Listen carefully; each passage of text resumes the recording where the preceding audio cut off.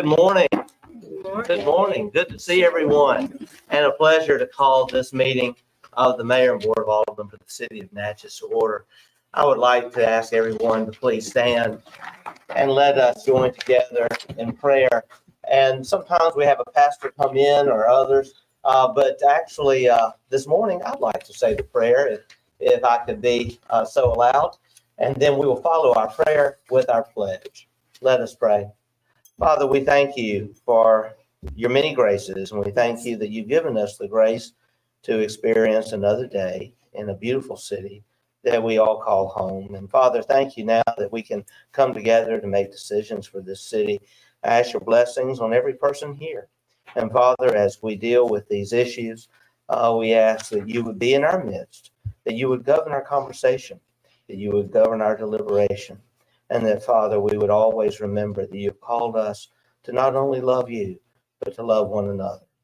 Father, as we now look forward to the wonderful fall season, let us also be grateful for the many events coming our way, but also mindful of our prayers to you for safety and our prayers to you for protection and our thanks to you for our first responders, for those who work so hard to keep our citizens safe and to keep our city running. Father, we thank you for so many more blessings today, but mostly for your presence here with us. In Christ's name we pray. Amen. Amen. Let us now join together in our pledge. I pledge allegiance To the flag of the United States of America and to the republic for which it stands, one nation, under God, indivisible, with liberty and justice for all. Thank you. You may be seated. I'll ask the clerk to administer the roll call. Alderwoman Hall. Good morning. Alderman Frazier. Here. Alderwoman Smith. Here. Alderwoman Irvin. Here. Alderman Davis. Here. And Alderman Maroney. Here. All present and accounted for, Mr. Mayor. Thank you, Madam Clerk. We'll now have approval of the minutes. August 29th, 2023 special call meeting was the pleasure of the board. Second. Motion made by Alderwoman Smith and seconded by Alderman Davis. Discussion? We'll call for the question. Question's been called. We'll proceed to a vote. All in favor of the motion indicate by saying aye. Aye. All opposed, nay. The ayes have it. Motion carries. Next item is approval of minutes for September 12th, 2023. Was the pleasure of the board. So moved. Motion made by Alderman Davis, seconded by Alderwoman Hall. Discussion? Yes, sir. Yes, Alderwoman Irvin. We have the paragraph here that says demolition of adjudicated city property. And I was gonna ask, what were the locations of the properties? And to add that, put those addresses in the minutes so that it will be recorded there. So that give more detailed information. They Go are part of the five. attachment of the minutes. They are what now? They are an attachment of the minutes. Okay. We put It's it in- just not here, Yeah. but Yeah. if anyone wants to get a copy of the minutes, it's attached there. Okay, All right. that was that ends it. All right, any further discussion? Call the question. The question's been called. We'll proceed to a vote. All in favor of the motion indicate by saying aye. Aye. All opposed, nay. The ayes have it. Motion carries. We now, at a portion of our meeting, welcome visitors, and visitors are allowed to Did you do address. September board. 5th, Mr. Mayor? Minutes for September 5th? We did those? Oh, yeah, okay. August 29th and September 12th. Were there any others on the agenda that I'm not aware of? They're not on the agenda, but they were included in the packet. Oh, they're for you to review. Those will though be brought forward for approval at the next meeting. We had all three at the same time. We can? Well, in that case, I'll entertain a motion. Motion made by Alderwoman Hall to approve the minutes from which meeting? September 5th. September 5th, okay. Do I have a second? Second. Seconded by Alderman Davis. Discussion? Yes, I just wanted Yes, to, Alderwoman Irving? the exterior improvement of to Yazoo and Mississippi Valley Railroad Depot. We omitted that, we did hear, conversation shared from Mr. Howley, the DNA director. That's omitted from the minutes. He did come up because we actually thought that that was a late presentation to the board, and we had already had that information. So that was omitted from the minutes. He did get up to do a presentation. All right. Okay. Okay, the September 5th meeting, there was no audio. So I think there was a meeting that we didn't have any. Was that the meeting we didn't have audio? May have been, it may have been. Yeah, so can you email me anything that you have? Because I couldn't go back and listen to the meeting, so I can make those changes. I sure will. I added it here. I have it written Okay. in mind for what needs to be added. And I'll get that to you. Thank You're you. welcome. Yeah. And so, with that said, I would like actually, a motion to table this until the next meeting so that addition to the minutes can be reviewed by all of the alderpersons. Do I have a motion to table? Okay, motion second. Seconded by Alderman Hall. Well, in that case, if Alderman Hall, you made the motion, why don't we just have you withdraw your motion? Why would you Motion want it withdrawn. tabled, Mr. Mayor? Hmm? Why would you want it tabled? We I'm just just, asking. so that so that the changes that you're making can be put into the minutes properly reviewed. Okay. Okay, the motion has been withdrawn. We now will welcome our visitors. We are happy to welcome you here, and our procedure is to address the board. You obtain permission through the mayor's office. You're then granted 5 minutes. And so, Ms. Karen Dardick, it's good to see you. And we have you here to address an issue regarding mosquito abatement spraying. And it's timely because we actually do have a discussion of this later on our agenda. Ms. Dardick, you have 5 minutes. Thank you. Thank you very much for this opportunity to speak to you on behalf of citizens who are very concerned about the recent changes that are taking place in the aerial spraying for mosquitoes. I moved here from Los Angeles in 2005, and I know aerial spraying has been going on. I came to Natchez because I love this community, and I stay here because I love this community, and I'm sure there's a better way of mosquito abatement.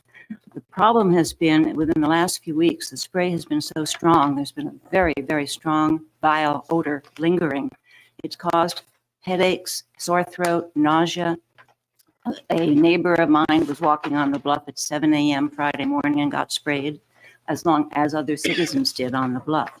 So I'm not here just to discuss this, but to offer a suggestion that we think could help solve the problem. We know we have to control mosquitoes. That's not the issue. The only question is how to do it. Now, I spent many years as a garden writer specializing in environmental articles. I wrote for the LA Times, San Diego Union Tribune. I was garden editor at California Homes, wrote for garden magazines, and I'm a very enthusiastic gardener, and I want my bees back. I have no honeybees in my garden at all. Now, in previous years, the population was very abundant. The change has come this year. So I did a lot of research as a journalist, as a writer. I do my research and find that more and more cities are turning to something called integrated mosquito management, or IMM. It's similar to integrated pest management, which has become the plan for controlling these pests in a least toxic manner. So what IMM does, you tackle the source at the very beginning by using larvicides, which study after study has shown is the most effective mosquito control there is. That's using a harmless bacteria, BTI, and that bacteria kills the larval stage of mosquitoes. So cities are doing this. They're using that first, seminars to educate the public on what the public can do in their own properties, which is key. And then vectoring, dividing the city into sections, putting out mosquito traps to determine which species of mosquito are we finding, because there are about 17, and what is the population? Is it really necessary to spray? If the population exceeds a recommended threshold, then it is. So then if spraying is taking place, the next step is some kind of a communication to the citizens. One city, Laurel, Maryland, sprays only on a Sunday evening. Citizens know then, don't go outside. Others, almost all of them that I have researched have information on their websites. They put out flyers. They use text messages to let the population know when spraying is taking place so they can take precautions. And then letting the public know of these non-toxic means, like mosquito dunks and bits that are put into standing water. There's even someone who created something clever, a bucket of doom. You just take a 5-gallon bucket with water, straw, or leaf clippings, let it ferment. The female mosquito is drawn to it, lays her eggs there. You add the BT in the form of a dunk, no more mosquito larvae. So by reducing the adult population, we'll really help solve the problem. Now, there's much more information that I have done, as many cities are implementing IMM. So I'd like to suggest that you form, or we can form, a citizens advisory committee, which I'd be happy to serve on as a volunteer. There are a few of us, some are present in this room, who would like to be able to do this research and come up with a proposal, working, of course, with the city, whether it's Public Works or the mayor's office, to come up with a proposal for IMM that is effective mosquito control and very cost effective. So that is the action that I'm hoping that this board would do. And I thank you very much for your time and for the opportunity. And I have to add, one of the reasons I stay in Natchez is so wonderful that citizens like me, just a homeowner, can come and address this. I can assure you, if I'd lived in Los Angeles, this would not be possible. I very much appreciate this opportunity. Thank you. Thank you. Ms. Darty, very, very good presentation. Very precise. Maybe I could take lessons from you. I thank you. We will take your remarks very seriously, Thank you very much. and we will take this under consideration. And we are grateful to citizens who are willing to serve in this capacity. Thank you. And we invite you to stay around for the portion of the agenda where we are going to discuss more about this with our Public Works department. Well, we can do that now. Would y'all like to go ahead and have that Yes. discussion? Yes. Mr. Goday, would you mind if we, Dr. Goday, would you mind if we have that discussion? All right, well, since it's been brought up, Mr. Justin Dollar, who is Director of Public Works, I'd like for you, there you are. I believe you have with you Mr. Jeff North, who is with ADAPCO. And so we're going to recognize you and Mr. North at this point. Okay, Mayor, as you stated, I do have Mr. Jeff North with the DAPCO and Mr. Donnie Powers here as well, both to speak in regards to the mosquito abatement program, and any technical questions that may want to be asked, they can certainly answer those. So, Jeff, you want to go first? Sure.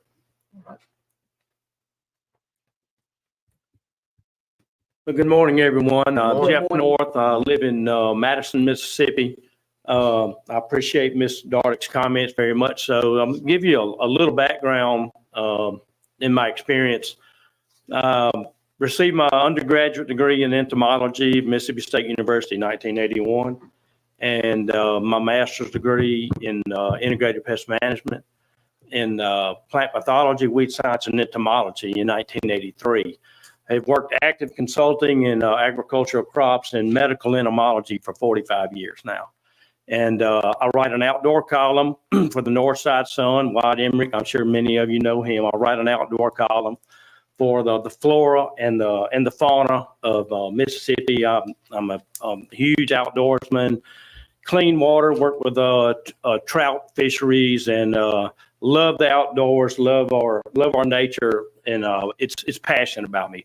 And that's one of the reasons I went into medical entomology, was for the protection of citizens and for mosquito-borne and vector diseases. The most deadly creature in the world is the mosquito.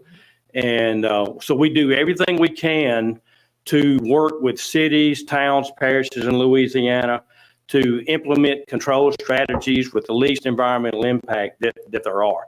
The city of Natchez, I've been working with you for years and years and years. Each spring we come down, we calibrate your sprayers. We go over all the equipment to make sure it's calibrated for the molecules that we use. We rotate chemistries. I really appreciate the comments on the integrated pest management part about larviciding, because we use 2 or 3 different larvicides now in the city of Natchez. We use the BTI, Bacillus thuringiensis. Bacillus sphaericus, which is primarily for Culex West Nile carriers. And then we use methoprene at times, and we'll rotate these products around to prevent resistance from building up. If you use the same molecule over and over and over and over, resistance builds up. And so we're very, very vigilant about rotating chemistries and using the least amount of active molecule of active ingredient. That we use the lowest rates on the label.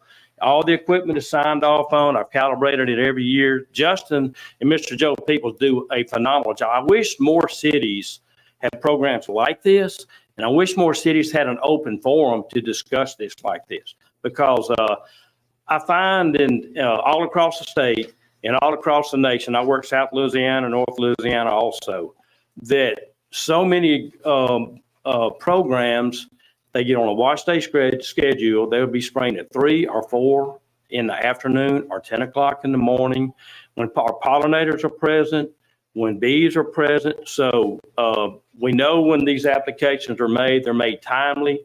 They're doing a really good job. Of course, we always want to continue to strive to do the best. I brought Donnie Powers. Donnie Powers is a manufacturer that supplies us. I'm a distributor. He's a manufacturer. And but I would like to open it up for Donnie to make some comments, and mainly to hear from you to see if you have additional comments or additional questions that we can answer. Yes, ma'am. Yes, Alderwoman Smith. Thank you, Mr. Mayor. The change in the odor that they're referring to, I haven't seen it in my house, but is there anything that you know that would have caused that? This is the same molecule that we've used for several years now. It may just have been some environmental. It does have an odor. The molecule that she's talking about is phyphenol. It's among one of our safer compounds that we use for vector control. It does have an odor. And there are steps. We've got new technology coming. We've got different formulations of this molecule. It's very, very effective on mosquitoes and very, very safe compound. But we do have some formulations of this molecule that are odorless, and they've just been in development. FMC puts millions and millions of dollars in research to better our molecules and better our products, and I commend our manufacturers. But Donnie, if you would. To throw in on that, Can you go to the mic, please? Yes. to throw in on the odor question, a lot of chemicals in general are kind of like husbands. As they get a little older, they start to smell more. So what we did is we worked with Justin and kind of looked at the equipment, their storage, their setup, the product. And this product has a little age on it. This product's been here, I think, a season and a half, or it's about that age. And it does not have an expiration date, but it does start to, like, the odor increases over time. So I think Jeff and Justin are working on a plan to kind of mitigate that and maybe even go to a different solution that's a little softer, lower percentage active ingredient, and kind of address some of those concerns, because the product is made in Denmark under, what you'd imagine our environmental laws are. Environmental laws in the EU are equally as stringent or higher. So the product is made in Denmark and shipped to the US, packaged, and then sent out. And we actually try to keep it on as fresh as possible. So we constantly have product coming into the US so that it never ages. So that might be one issue that, is the age of the product. Yes, sir. I have Alderman Frazier, get recognized. I have a couple of questions, comments. First, I would like to say I'm interested in the long-term health hazard of the community. What effect it's going to have on it.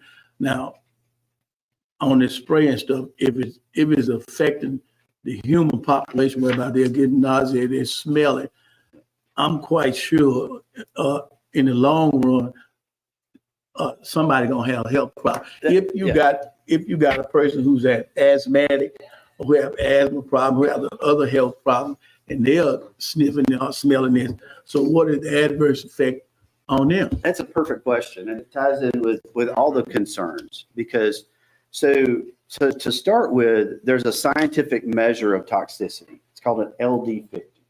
So most people are very familiar with that. So it is a relative, to kind of relate one thing to another. actually, Jeff, would you maybe pass those across? Sure. So the reason why I have that is there's actually a table in there that kind of takes malathion and its toxicity, LD50, and then it relates it to other similar products.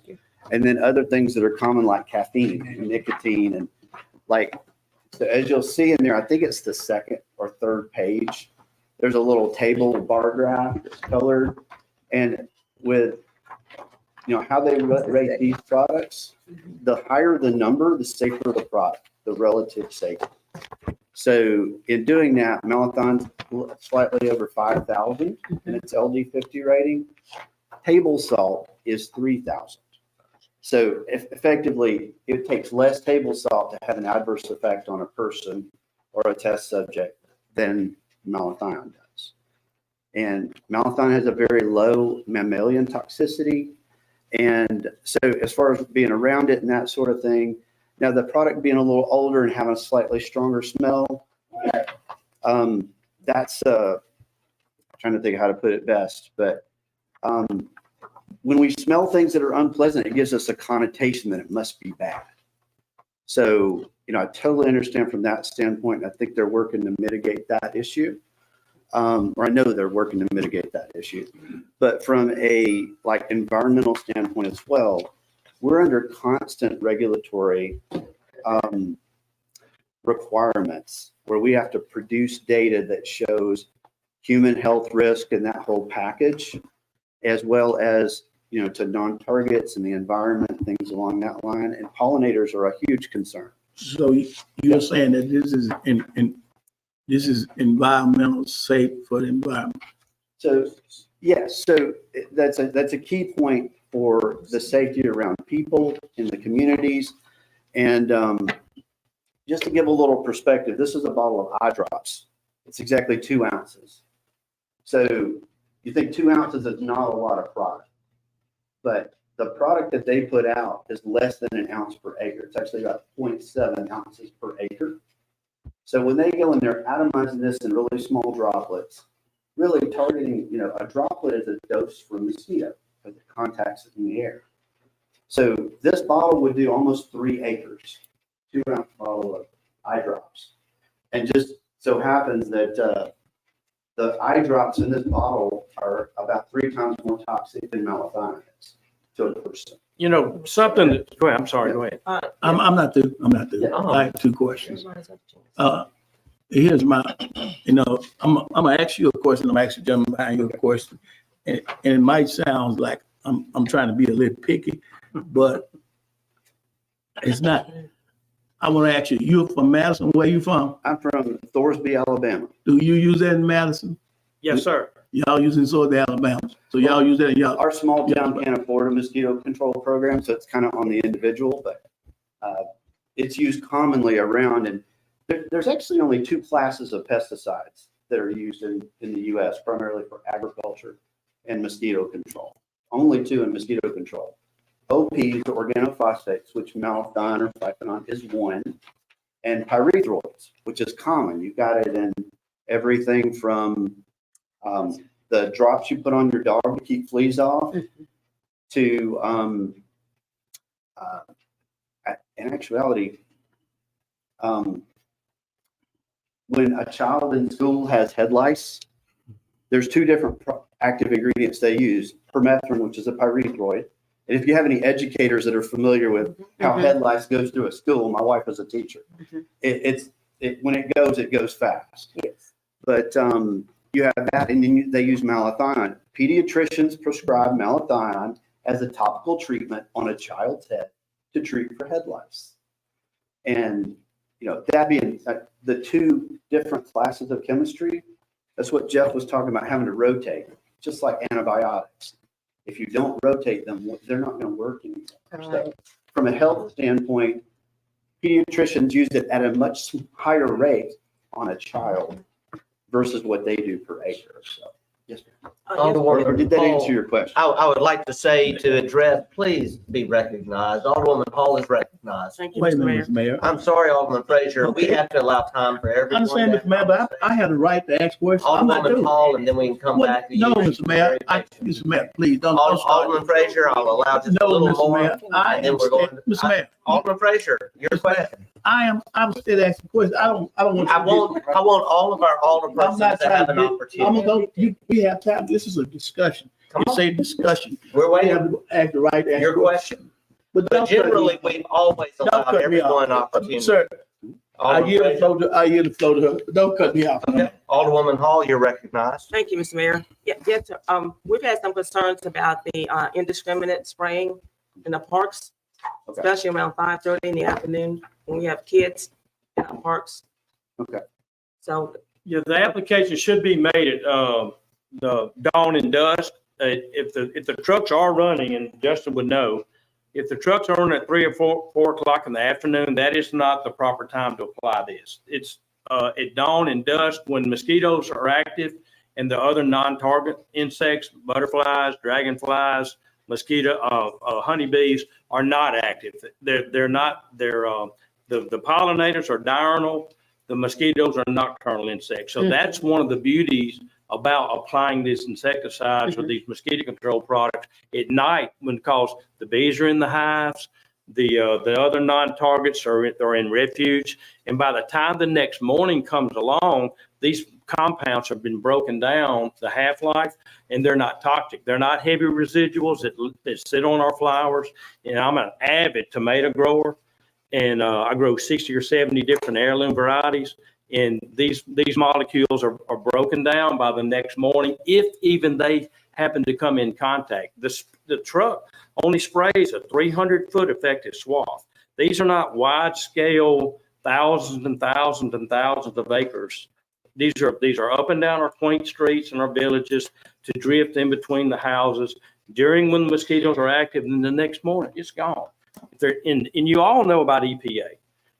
And what is calming to me and comforting is that the EPA, as stringent as they are, and you know how regulatory they can be, they would never, ever allow molecules, pesticides to be sprayed up and down our city streets, our animal houses, our playgrounds, our theaters, and these are on the label. These are labeled application sites. And EPA does tons and tons and tons of studies to reevaluate, to make sure all our products that we use are in accordance with the law and that they're safe.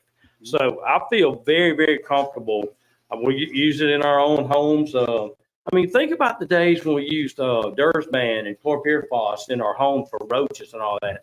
These are just thousands of a pound of active. And I wish more people would be proactive to sing the message about integrated pest management and not just indiscriminate spraying like that. And the city of Natchez does not do that. But if the truck is running, and Mr. Joe, I don't know if he's here, but if the truck is running at 2 or 3 or 4 o'clock in the afternoon, and I don't think they are, but when it's nighttime, that's the time of application. You get in, you get your job done, and then the molecule's gone. So And we does that can help certainly- answer? Does that we help can answer? Certainly look at our schedule. I really do invite more input, and we can have another follow-up meeting. And I would welcome your input. In fact, I want to make sure this information is shared with all of you. Ms. Gardner, I'll just go ahead and hand this to you Mr. so Mayor, I have I one can more get another question. copy. One Alderwoman more Hall, statement. and then we're going to see if any other alderpersons have. It looks as if they're Question. using what Ms. Dardick requested already, the BTI, Right, you're using it. right? Yeah, you do. Natchez does use that. I'm very impressed with your knowledge on this, on the vector control too. So And I cover the whole United States and do some stuff locally with public health. And so when I come to a meeting like this, to come in and, this is new to me. Jeff called me the other day. We were talking about it. I said, I'd love to be there. And he drove from Alabama to support. yeah, so when I hear someone's going to get up and speak, I'm always interested to see, are they coming from a scientifically minded, logical, rational place?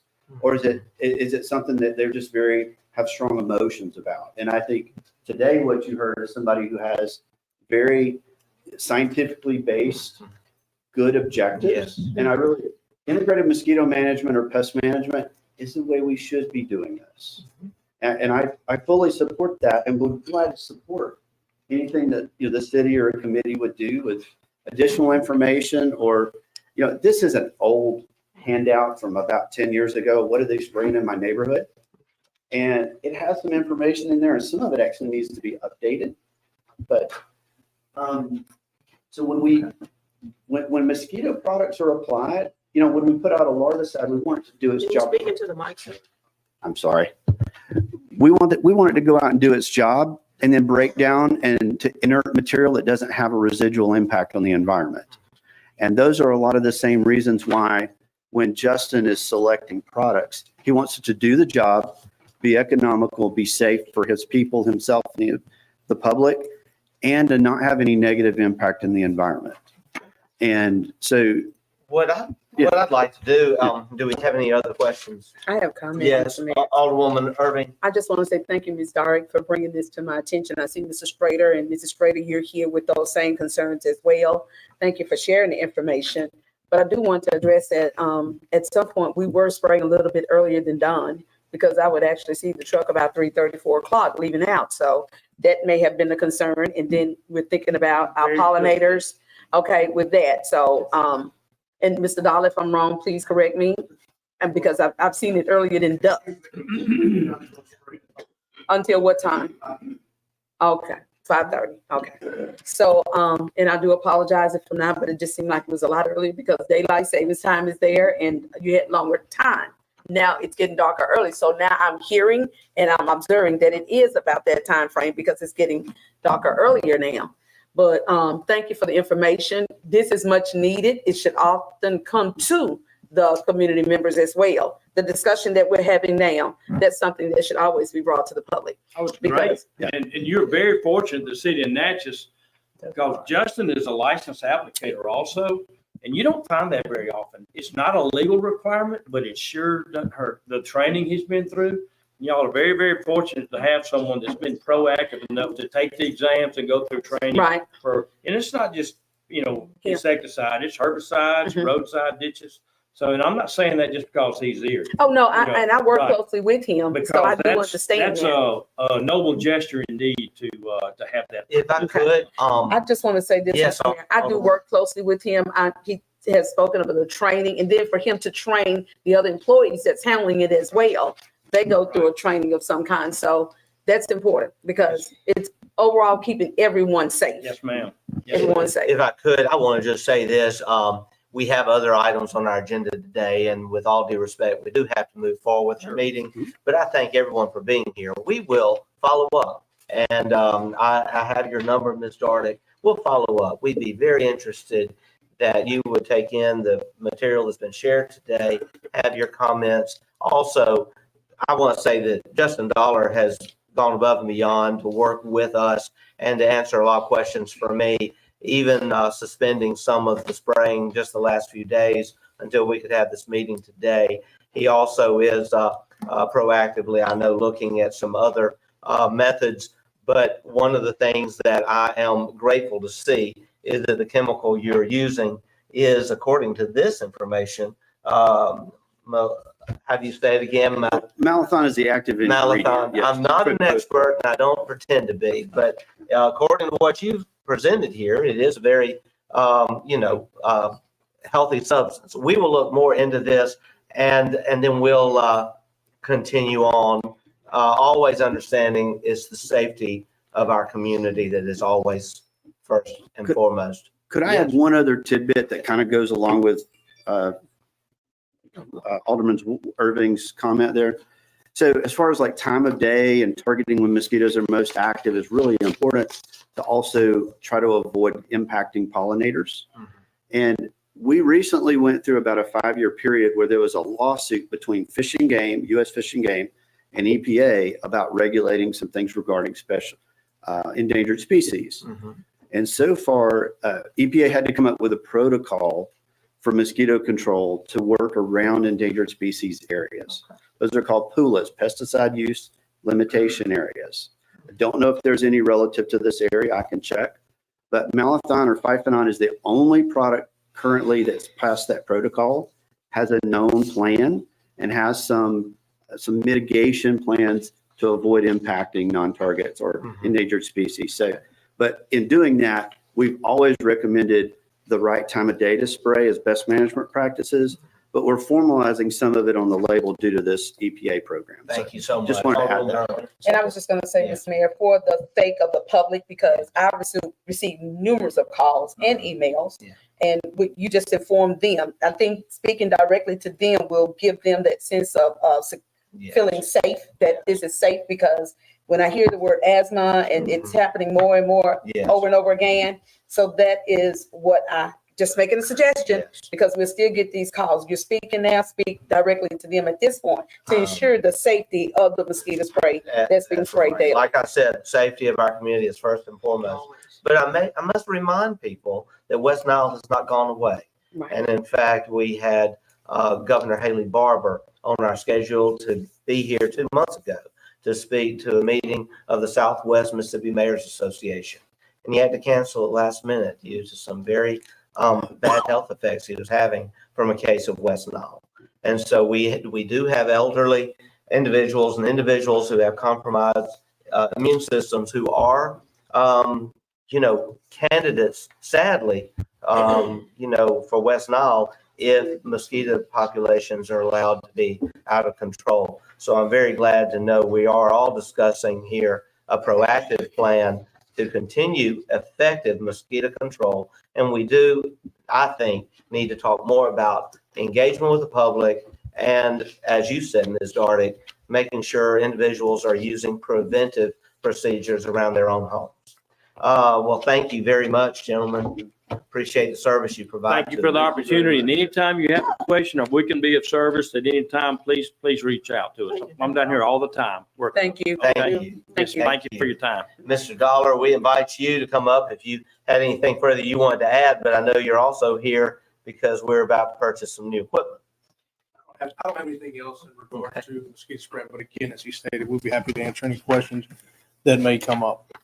Sure. Thank you. Thank you. Mr. Dollar, I do have approval to advertise for a new skid steer and backhoe. Well, let's go ahead and take care of that. Okay. Yeah, here today under my report to seek approval to advertise for a skid steer and a backhoe. So move. Both which have been included in the budget. Thank you. Alderwoman Irving has made the motion. Alderwoman Hall has seconded that motion. Any discussion on the motion?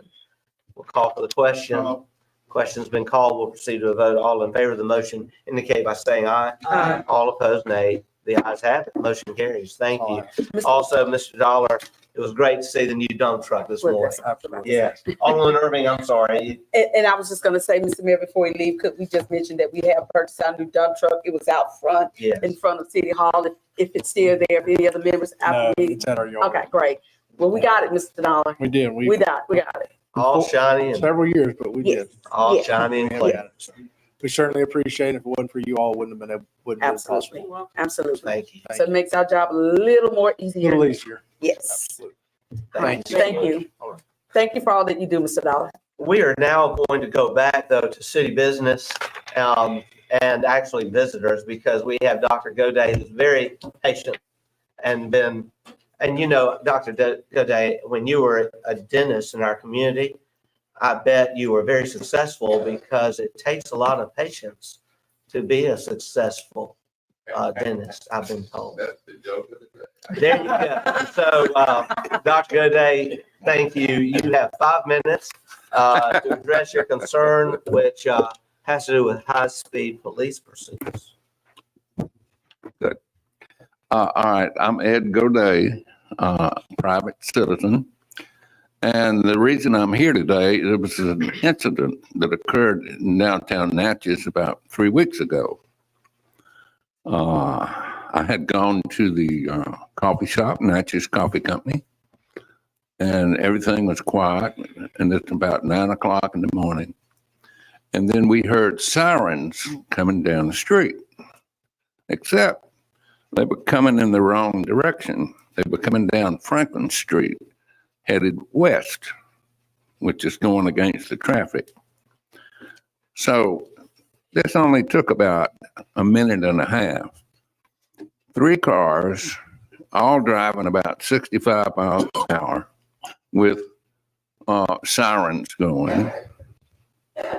And nobody knew what was happening. But that was the day the fella had broken out of the county jail and stolen a truck or something. And so that's what was happening. And I was thinking, how dangerous is that? That's extraordinarily dangerous to have that happen, a high-speed pursuit in a populated area like downtown Natchez. So with that in mind, I called the sheriff and I spoke with him. And he said, well, let me tell you what that fella had done. And he gave me his rap sheet. I said, I don't care what the man did. You know, I understand needs to be arrested, but and not in that fashion. And I said, you know, if somebody had pulled onto the street, they would have been run into and possibly killed. And he said at that point, he said, well, I had all those streets blocked off. Well, if you really think about it, this occurred so fast, nobody knew where that guy was going to be driving. I'm sure that those streets were not blocked off. So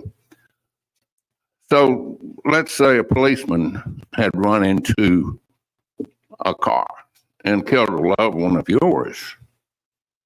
And you feel really bad about that. And then the police come to talk to you about it and say, we're really sorry about that. And they say, well, you killed my child or whatever. And well, they said, well, let me tell you what that guy had done.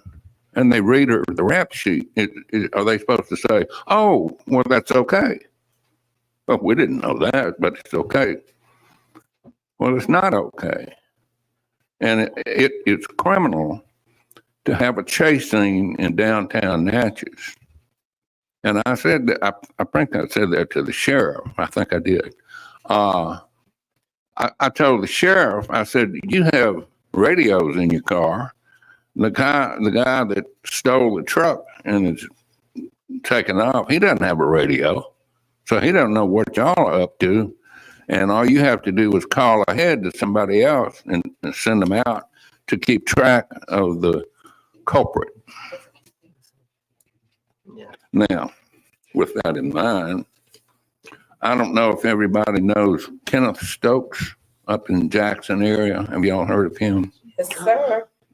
That's my boy. Yes, sir. He said about, he's an elected official up there, mm-hmm.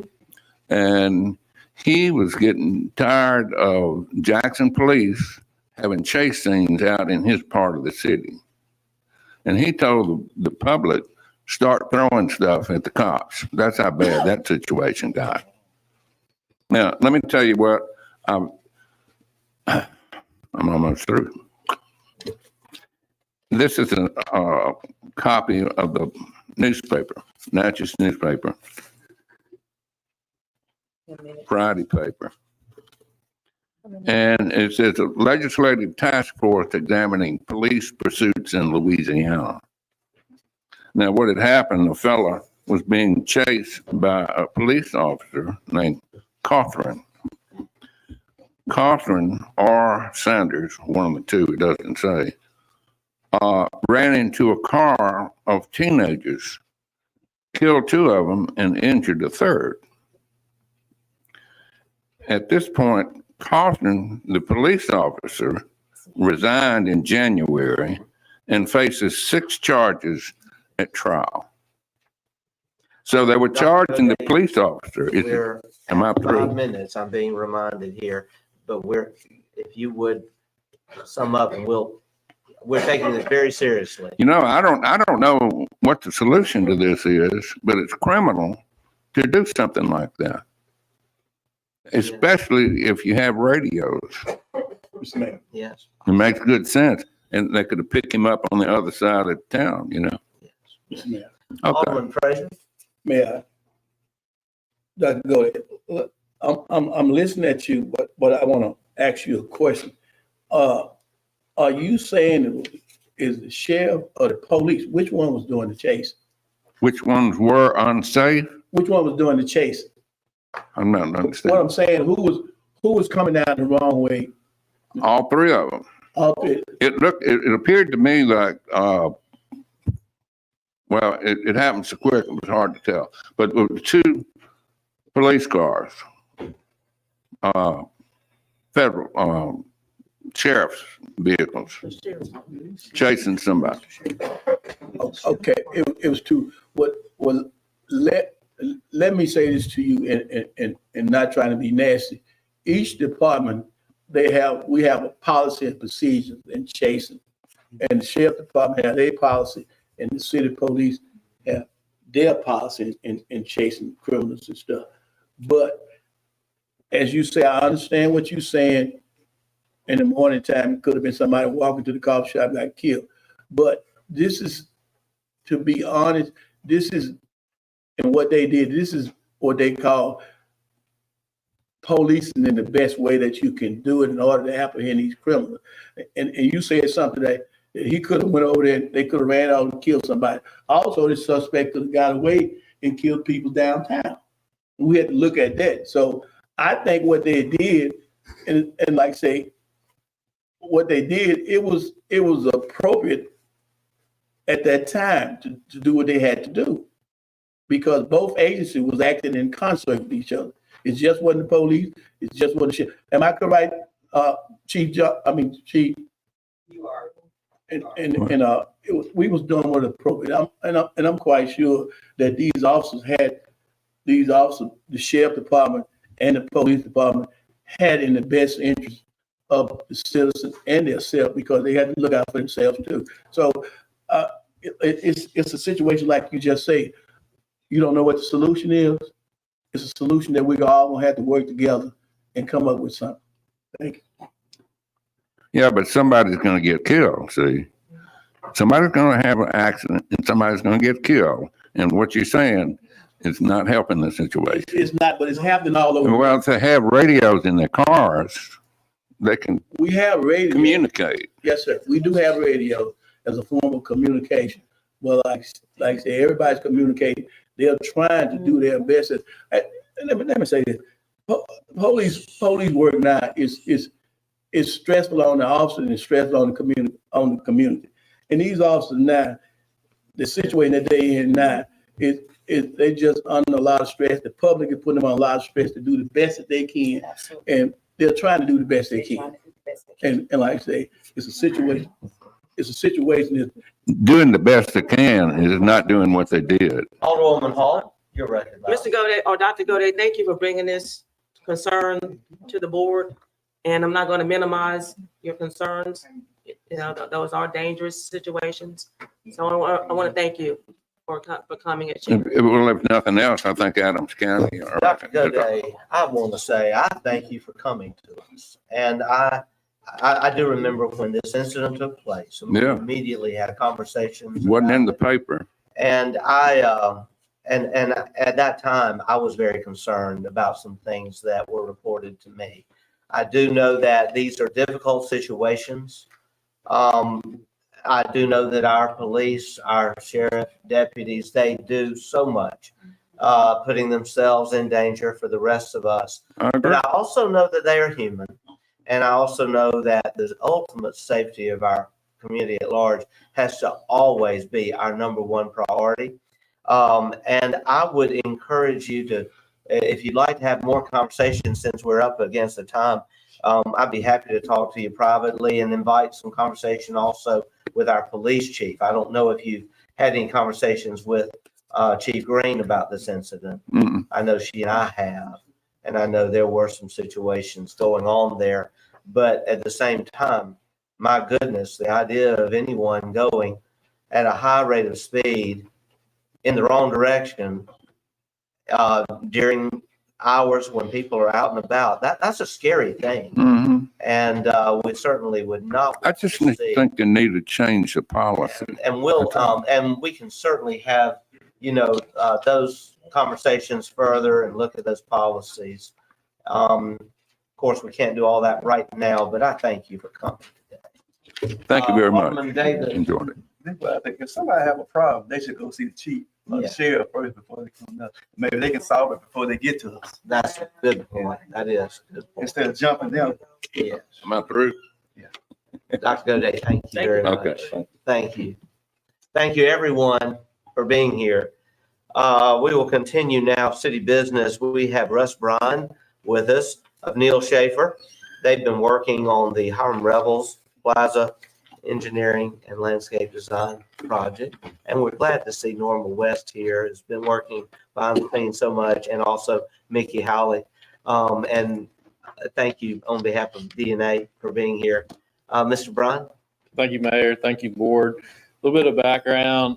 This, our involvement, I'm Russ Bryan. I'm a landscape architect with Neil Schaefer. Our involvement with this very important project, the Hiram Revels Plaza, was funded through a Lower Mississippi Delta Initiative grant through the National Park Service. And so what we're doing here is kind of checking some of the last boxes on that grant. What it funds is the design phase only. What the construction plans, the opinion of probable cost, and the bid documents that you see have been completed. We're not asking to go into the bidding phase of the project, just again, satisfying the grant, which covers the design phase only. As you all know, the project area is, I think, what's commonly called the MLK Triangle in front of Don's Barbershop. We took the concept that was developed as part of the downtown master plan and as I mentioned, created final design drawings that should be shovel ready, I think is a common phrase, that could be bid out once funding is secured. The plans include hardscape, parking and circulation improvements, drainage, utilities improvements, which include new lighting, power, and water. We're also looking at relocating the power there on the short section of St. Catherine Street on the south side of Don's Barbershop. And then we'll also include landscape and irrigation improvements. If you're familiar with the concept from the master plan, the highlight of the plaza will be a future statue of Senator Revels. This initial phase, we're depending on the funding source and eligibility for that type of amenity, that'll be added. If not, we'll include a plaque honoring Senator Revels and then add the statue as appropriate funds are available. But all the materials are the pavers for the sidewalk will match the downtown standard. The short section there of St. Catherine Street will also be a decorative concrete paver. And then we'll match the crosswalks with clay pavers and then have a lot of other nice amenities like I mentioned. It's so good, so good. Thank you Thank so much. I have some very good news to share in just a moment, but first, Alderwoman Hall. Yes, sir. As a reminder, I know this is in the master plan, but the board does not give any final approval to a design in the historic districts. Sure. That has to go to the Preservation Commission. Right. Okay, Mr. so Burns sure has been involved in several plan reviews throughout the development of That's plans. the Historic Natchez Foundation. Oh, I'm Still sorry. go to the Preservation Commission for final approval of any design in the Okay. historic district. That's correct. Right. So, thank you, Alderwoman Hall.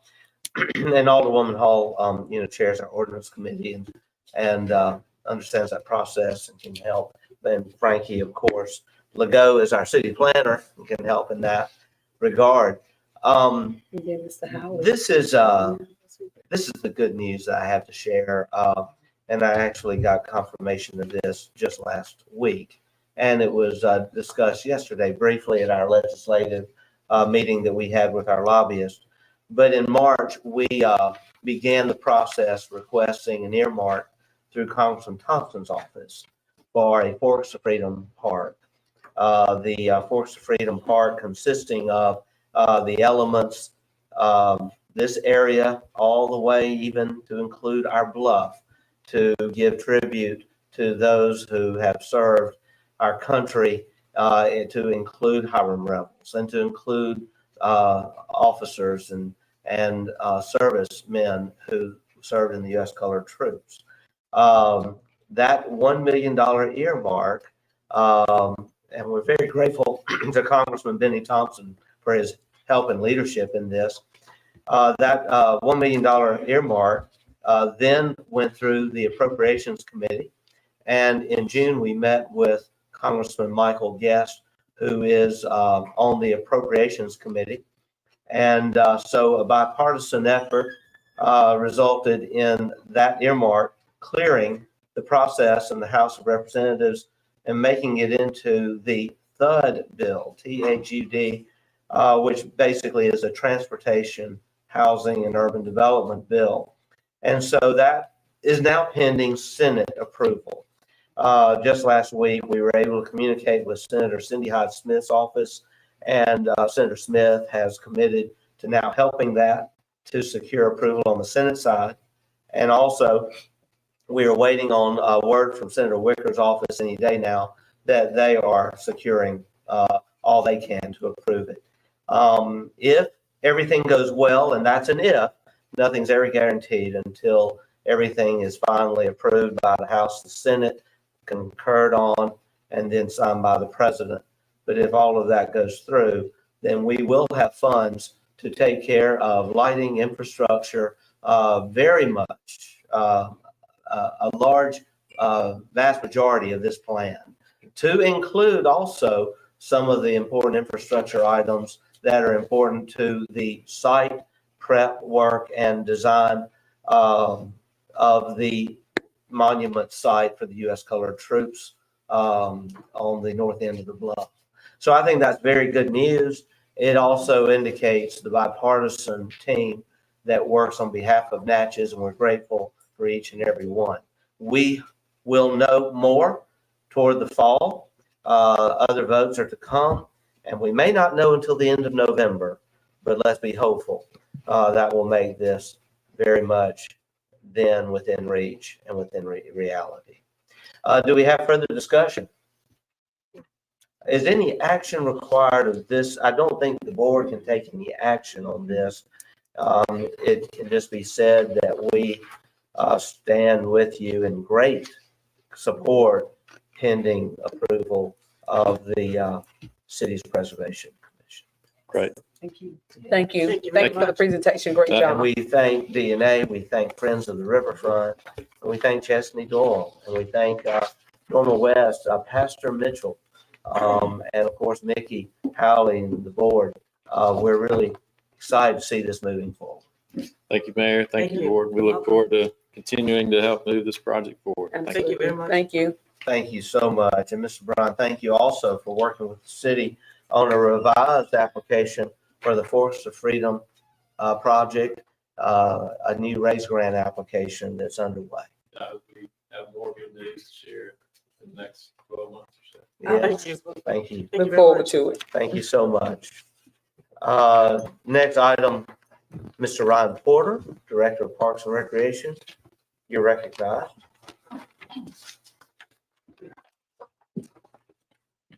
Thank you, Mr. Mayor and Board of Aldermen.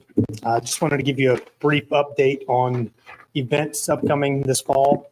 I'm going to keep it short and simple. Tomorrow, Wednesday, October 4th at 4 p.m., we have the rededication of Madison Street Park to the Lewis Fry Community Park. Key objectives for this is obviously first and foremost to recognize Lewis Fry and his remaining family members, Mr. Walter Davis and his wife, Leah Davis.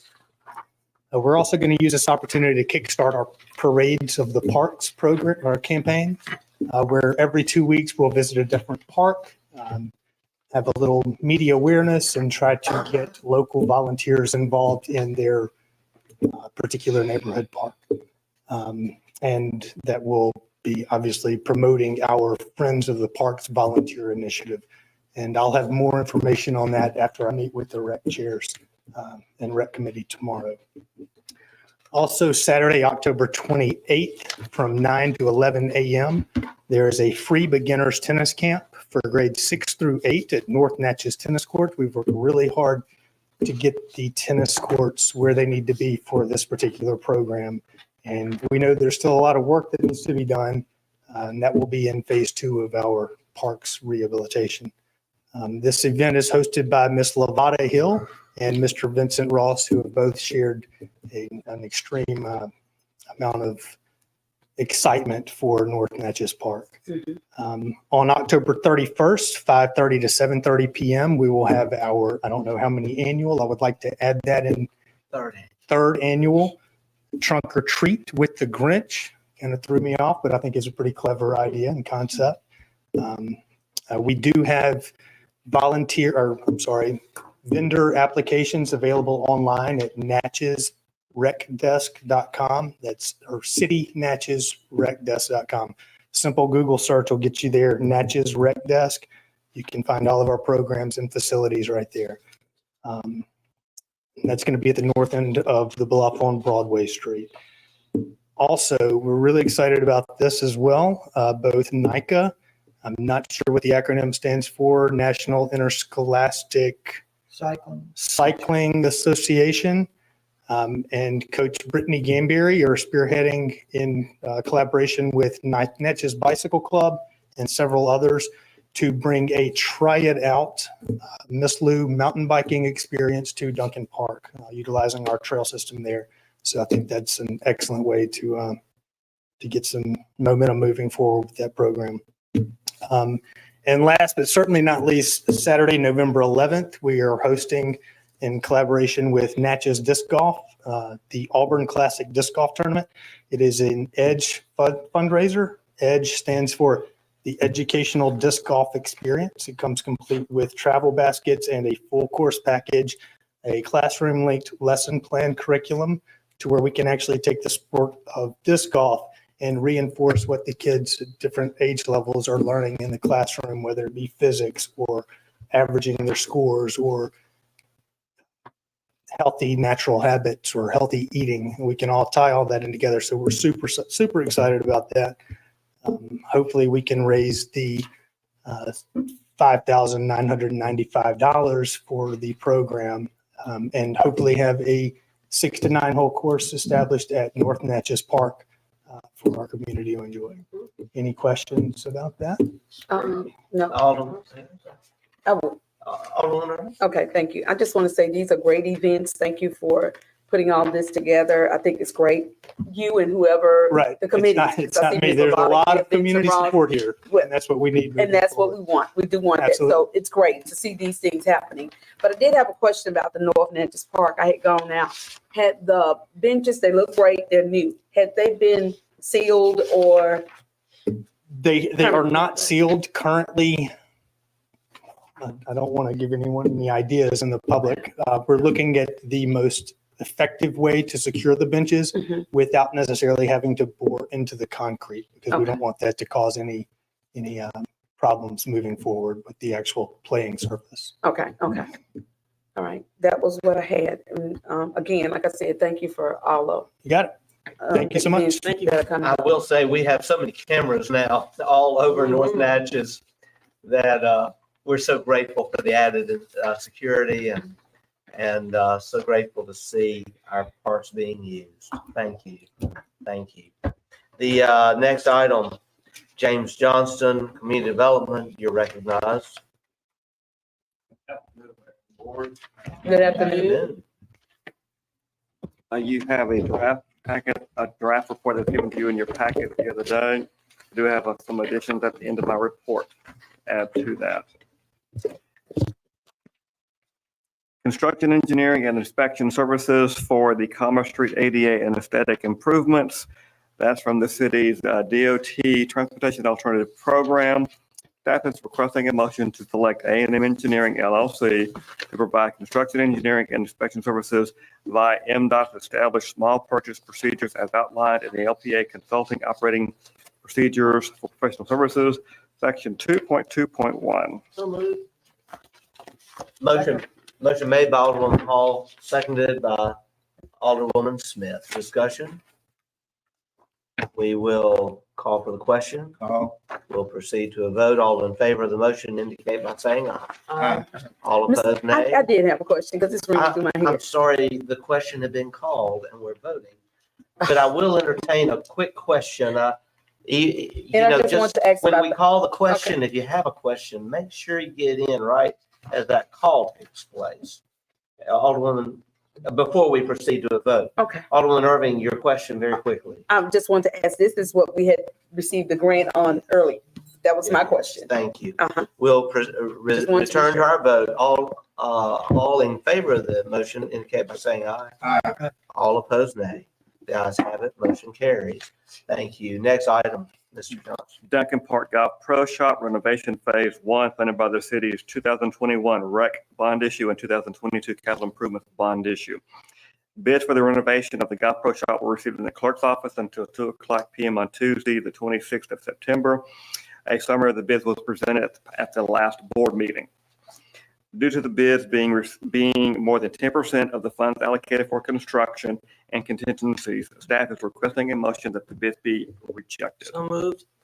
Second. Motion made by Alderwoman Hall and seconded by Alderwoman Irving. We'll have discussion. I just want to say we're very disappointed. We're struggling here. Inflation is becoming an enemy to us. And we're so grateful we now have our street resurfacing project underway. People are seeing it now in various parts of town. But I may remind everyone, it was a process of several months to finally get a bid that was within our budget. Yeah. Morgantown Road, we just had to reject the bids there because again, for the second time, came in over our budget. This is the second time we've had to reject bids on the golf clubhouse because again, over our budget. Not just over the budget, Mr. Mayor, 10% over the budget. 10%. Which is yes. law. Yes, that's right. Just for those who need to know, if anything is 10% over or more, over 10%, we have to reject it by state law. We're working on another revision of Morgantown Road right now. I think we have no choice but to work on yet another revision of this plan or reach out to the community for contributions to a fund to assist in creating more revenue or more, I should say, more funds available for the project. The city has tapped out what we can do. We have, set aside $1 million for this project. So I think we're going to need to be open to a discussion very quickly on what those options should be in order to proceed with renovation of the clubhouse. We've been waiting a long time to get this underway. Do we have any suggestions? We will be discussing this, Mayor. It's in this report. Okay, it is, okay. Well, I just want to make sure we are. Yep. Before we actually complete the motion, we're in discussion now, and I think that's pertinent to the discussion. I don't think the second item of this requires any board action. He's just indicating what he's. Just an FYI, yes, sir. And so, brief us on what your recommendations are at this point, since we're going to be in just a moment making a vote to reject these. Well, other than, rejecting the bids that are received, we'll be, meeting with our consulting architect in the coming weeks. He has some ideas in mind that have to go, of course, before the rec committee and the board to see if indeed those are viable or not. And then to see, I've been working with the city clerk to see if there are any funds that may be available from the 21 rec bond issue, since this, I believe, is the last project to be finished with that issue. All that'll be coming up, in the coming weeks. Okay. I got a question. Alderman Frazier? Sam, on this project, was it material that put it over the top that caused it to go up or what? We did not Specific item. We did not, speak with the contractors on an individual basis regarding, why was it so high? As the mayor did state, inflation, building supplies, labor cost, everything is contributing to it. Plus, contractors right now appear to be busy also. It's just really not one thing. Yeah, I thought it was just one specific item, like. No, sir. Maybe, okay.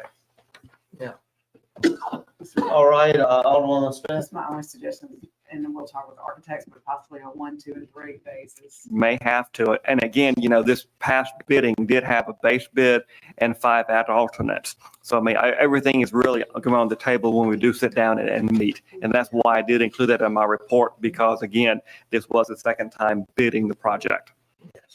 Yes. All right, I'll entertain, call for the question. We'll proceed to a vote. All in favor of the motion indicate by saying aye. Aye. All opposed, nay. The ayes have it, motion carries. Next item, Mr. Johnston. Turtle Lane Drainage Improvements, DEQ, Mississippi Municipality and County Water Infrastructure Grant Program. Bid for this drainage improvement project will receive in the city clerk's office until 10 o'clock a.m. on Thursday, October the 5th. A summary of the bids received is as follows, and you do see that 3 local contractors did bid the project and usually their respective bids. Staff, in consultation with City Attorney Brian Callaway, is requesting a motion to reject the low bid of Camo Construction Company per Mississippi Code 31-3-21-3 for not providing a copy of their state's current law pertaining to such state's treatment of non-resident contractors. So moved. Motion made by Alderman Davis, seconded by Alderwoman Smith. Discussion? Again, inflation. Not much else we can say. We have a budget we have to stick to. We're going to have to rebid it. This one actually turned on, it's tricky, Mayor, but this turned on some legal questions that they failed to follow the proper format in the bidding. And our Attorney General says we have to reject that low bid. So that, and the other bids were outside of our. Okay, so just have another challenge. We'll work on it. I'll call for the question. Well, on the, Alderwoman Irving, yes? yeah, call for the question. Okay, we'll proceed to a vote. All in favor of the motion indicate by saying aye. Aye. All opposed, nay. The ayes have it, motion carries. I'll now entertain a motion to re-advertise for this drainage improvement. So moved. Motion made by Alderman Davis, Second. seconded by Alderwoman Irving. I'm sorry. We still need to reject other bids as We well. did. We did. If you look at my report, Thought that the No. motion was to No. reject all bids. No. no, sir, Okay. not in that one motion. Well, I beg your pardon, Alderman Davis. I'll ask you to hold that motion until we take care of this. You want to do it? And so we do need a motion to reject the other bids as well. So moved. Well, he Mr. hadn't Mayor, read we have yet. not gone through, I'm reading. let Mr. Johnson do his. I'm just following the script here. Mr. Johnson. Staff is requesting a motion to reject the bid from G. Rayburn Contracting due to it being a non-conforming bid, i.e. the contractor did not acknowledge addendum number 2. So moved. All right, motion has been made and seconded by Alderman Davis and seconded by Alderwoman Irving. Discussion. We'll call for the question. We'll proceed to a vote. All in favor of the motion indicate by saying aye. Aye. All opposed, nay. The ayes have it. Motion carries. Now I'll entertain your motion, Alderman Davis, to re-advertise the project. Mayor. No, Look up top, Mayor. Mr. Johnson. Mr. Mayor, up top. On the I'm camera. following. than you. What's the next motion? And finally, staff is requesting a motion to reject the bid of Dozer Inc. because it is more than 10% of the allocated funds provided for this drainage improvement project. Alderman Davis has made the motion. Second. Alderwoman Irving has seconded the motion. Call for the question. We'll proceed to a vote. All in favor of the motion indicate by saying aye. Aye. All opposed, nay. The ayes have it. Motion Do carries. the honors for this last one. Finally, last but not least, Staff is requesting Alderman Davis. I'm requesting the motion to re-advertise for the drainage improvement project. Second. Okay, motion has been made and seconded. Call for the question. All in favor of the motion indicate by saying aye. All opposed, nay. The ayes have it. Motion carries. I'm as, sorry, we never had to reject. that's each and true, every that's one. true, that's true. Beg your Imagine having forgiveness. been at the bid opening. Thank you so much. And I have two more items that were not in your written I'm report. listening. Okay. Natchez Eola Hotel Phase 1 Environmental Assessment. And this is from our 2021 EPA Brownfields Coalition Assessment Grant. Staff, in concert with the city's qualified environmental professional, PPM Consultants, is requesting a motion to conduct a Phase 1 environmental site assessment at a cost not to exceed $7,200 at the request of the owner's representative. So moved. Motion made by Alderwoman Hall, Second. seconded by Alderman Davis. Discussion? Yes. Yes, Alderwoman. Irving. And I don't know if this is the same, just read an article in the paper and it was pertaining to EPA brownfields and they had found some, and I'm just asking, could they disclose what was found? I mean, the materials that were found? Well, that will all be identified, but the study has not been performed yet. Okay, well, something came in the paper about a week ago in reference to the Eola. I do, And it came up, and when I saw that, I'm like, well, this is the same if thing. you can provide the article, I have not seen it. Okay, all right. All right, we'll call for the question. Call. We will now proceed to a vote. All in favor of the motion indicate by saying aye. Aye. All opposed, nay. The ayes have it. Motion carries. Next item, Mr. Johnson. Drainage improvements, West Deers Land and surrounding areas, House Bill 603, 2023 Mississippi Legislative Session. Staff is requesting a motion to enter into the professional services agreement with George Kaiser and Sessions to provide design phase and construction engineering and inspection, surveying, et cetera, for a fee of $52,500 for the previously discussed drainage improvements in proximity to Nebo Church. Motion. Alderwoman Hall has made the motion, seconded. Seconded by Alderman Frazier. We'll have discussion. We'll proceed to a vote. Call for the question. Call. We'll proceed to a vote. All in favor of the motion indicate by saying aye. Aye. All opposed, nay. The ayes have it. Motion carries. Thank you. Thank you. Mr. Johnson, I do want to thank you for reaching out yesterday to NRCS. We are still waiting on written approval of the erosion project at New Beginnings Church. We have received verbal, but we have been awaiting written. We cannot, it's ill-advised to proceed with advertisement for bid without written approval from NRCS. And so I wanted to just everyone rest assured, we're working on that. We had back and forth by email Wednesday, week ago, right after our Tuesday board meeting.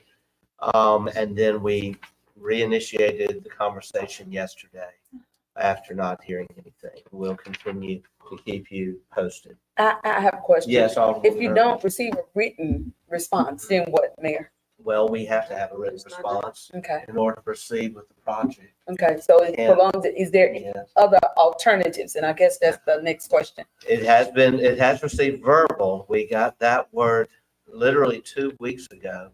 Now we just need written. We will continue. We have reached out to Congressman Thompson's office, his local office. Ms. Marsall has been included in these emails. I don't know that she was included in the one yesterday, but she was included in the ones that we initiated a week ago. So we'll continue that process. Might be good to send her another one because I know Congressman Thompson's office has been helping us in this regard. And I did speak to her just a week and a half, 2 weeks ago. All right. Wanted to give that update. Before we go on with the reports, we have someone who's been very patient. And while it's under my report, I want to go ahead and bring her up here. Natchez has not been involved in the recent, couple years with Keep Mississippi Beautiful. And really, an employee of the city did manage to keep this going for some time, but is no longer employed by the city. We don't have an employee of the city who has the time or the qualifications to keep our program going. The program has been dormant now for really a couple years. And so we have initiated conversations with Keep Mississippi Beautiful. Many great cities in our state are active members of Keep Mississippi Beautiful. and I would like for us to resurrect Keep Natchez Beautiful. We have identified a local resident, Tracy McCartney. I've known Tracy a long time. I know her to be a master gardener, someone who keeps her corner of Natchez absolutely beautiful, and would like to assist now in having the city become a lot more proactive in keeping our city clean and helping up with cleanup days. Our last cleanup day was not a success because we didn't have a person spearheading it. We got notices out, but we didn't have someone really, the city clerk's office, the mayor's office were just overwhelmed with work. And we weren't able to rally the community support volunteers. We're seeing an increase in litter. We are also seeing that we have welcome signs that need plants. We have parks, other areas that could benefit from beautification. And so Ms. McCartney, being a master gardener, being someone with a passion for Natchez and with beautification, has set forward to serve as our director. We, are grateful that she's willing to do this at a very nominal rate of pay. As I said, we don't have a city employee that can take this on. So we are discussing a contract with her that would start actually today, prorated for the month of October, in the amount of $800 per month. That will allow her to attend the state conference tomorrow in Ridgeland. Also will be included is expense reimbursement of $200 a month, and then reimbursement to state and national meetings not to exceed 4 meetings per year. I think it's very reasonable. We have budgeted for this, and Ms. McCartney is here if she would like to say a few words. I would invite you, Ms. McCartney, to come and say a few words to the board. Yes. Yes, we're in the budget. Is this? It's under our, I would have to ask the city clerk, and Megan's not here. Yeah. But we confirmed it's in the budget. It most definitely is. But we need to know a fund. Could you text our, do you have that answer with you? Could you text our city clerk, who is away for personal reasons? Ms. McCartney, yes, you're recognized. I would just like to say thank you. I appreciate this. I'm honored to accept this position.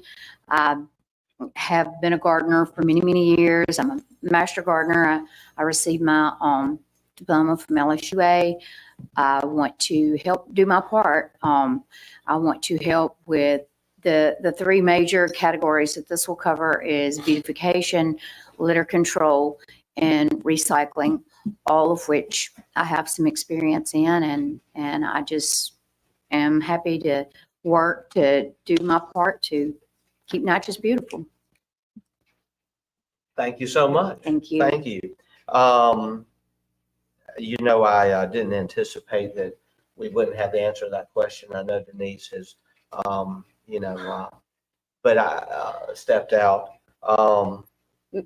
With that said, though, we've had your presentation. You don't need to stick around. This is on the mayor's report. We will bring it up for a vote when we get to that portion of the meeting, once we have confirmation for the alderman of where it is in the budget.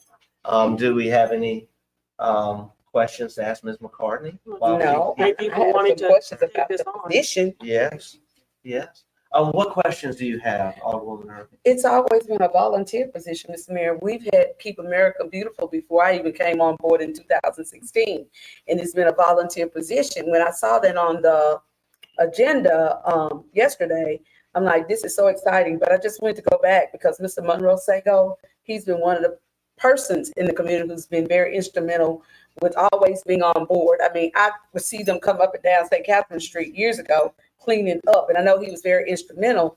And then I knew that Miss Anita Smith, this is a volunteer position. So she's no longer works with us, but had anyone reached out to see whether or not she still wants to serve in that capacity? I have, and her answer was yes, she still would like to serve in that position, and it's not paying anyone, it's volunteer. I want to just say that we have actually had meetings with Keep Mississippi Beautiful. The cities that are succeeding and do this are paying a consulting fee to someone in the community for the most part. Some aren't, but many are. You get what you pay for. This is a lot to undertake for our community. And I don't want to, Well, I don't think it's have, fair. I don't want to have a discussion of just, where it's been in the past. But I think anyone looking around Natchez would agree that our city needs beautification. We've been working very hard within our public works department and with private contractors to make this happen. But when a member of the board, for example, wants to have a cleanup day, we need a way to rally our community, to bring support. We need someone going in to our schools. We need someone going to our civic clubs and working with our garden club on beautification measures. Well, And so I just have always believed you get what you pay for. And in this situation, we are going to be relying upon volunteers. But I want Natchez to regain its place as the cleanest, most beautiful city in the state. And I know that to do this, we need more than just a half effort. Mr. Mayor, yes. I want to say this. Yes. Even if with this, knowing that it was a volunteer position, there's been no discussion on bringing someone else in. I think that's something the entire board would have to have a decision on, not with someone. No disrespect to you, Ms. McCartney, none whatsoever. Okay, but I just think that was a decision that should come to the board. When you look at, right now. I mean, but no, prior conversation with discussion, because we've had other personnel, people or residents of this community that has even did proposals wanting to do the same thing. And so they may very well be interested. All I'm saying is that this should have been a conversation prior to this board meeting today, because we've had other people. Mr. Carl Clark has submitted a proposal for doing landscaping and other things here. We've had a number of people that are interested. Again, it should have been conversation. Entertain those. This is just a director position. Contractors, others, we've done so much to, help, for instance, at Walking Street. But it's not a fair process, and I have to say that it's not a fair process. Well, thank you. To omit other I will people say that are that interested. generally, according to Keep Mississippi Beautiful, this is something that mayors appoint, but I do need board approval because we are talking money here. No, you just have you made a day-to-day operation. Okay, Alderwoman Hall has just made a motion to approve. I'll raise my hand for. And do I have any a second? I'll raise my hand. Alderwoman Smith has second. A motion always takes precedent according to rules. We do have a motion on the floor. Alderman Davis, you're recognized. Okay. This is my solution. We can get a city employee. Since you said it's $800, we can get at least two city employees, pay them $400 a piece to handle this, to be over there. That'll be one good thing. A city employee, they'll do this. They will do this. Just like how we did for the supervisor for the animal control. Yes. I just have to say, and also you said further advertise. That's the community liaison job. The community liaison job. She can advertise. she's doing it. But I do want to say everyone is overworked. And our city's very busy right now. But I want to just state what I said earlier. This is a director position appointed by the mayor. But it is involving some money, but I want Natchez to return to our position as the preeminent, most beautiful, clean city in the state.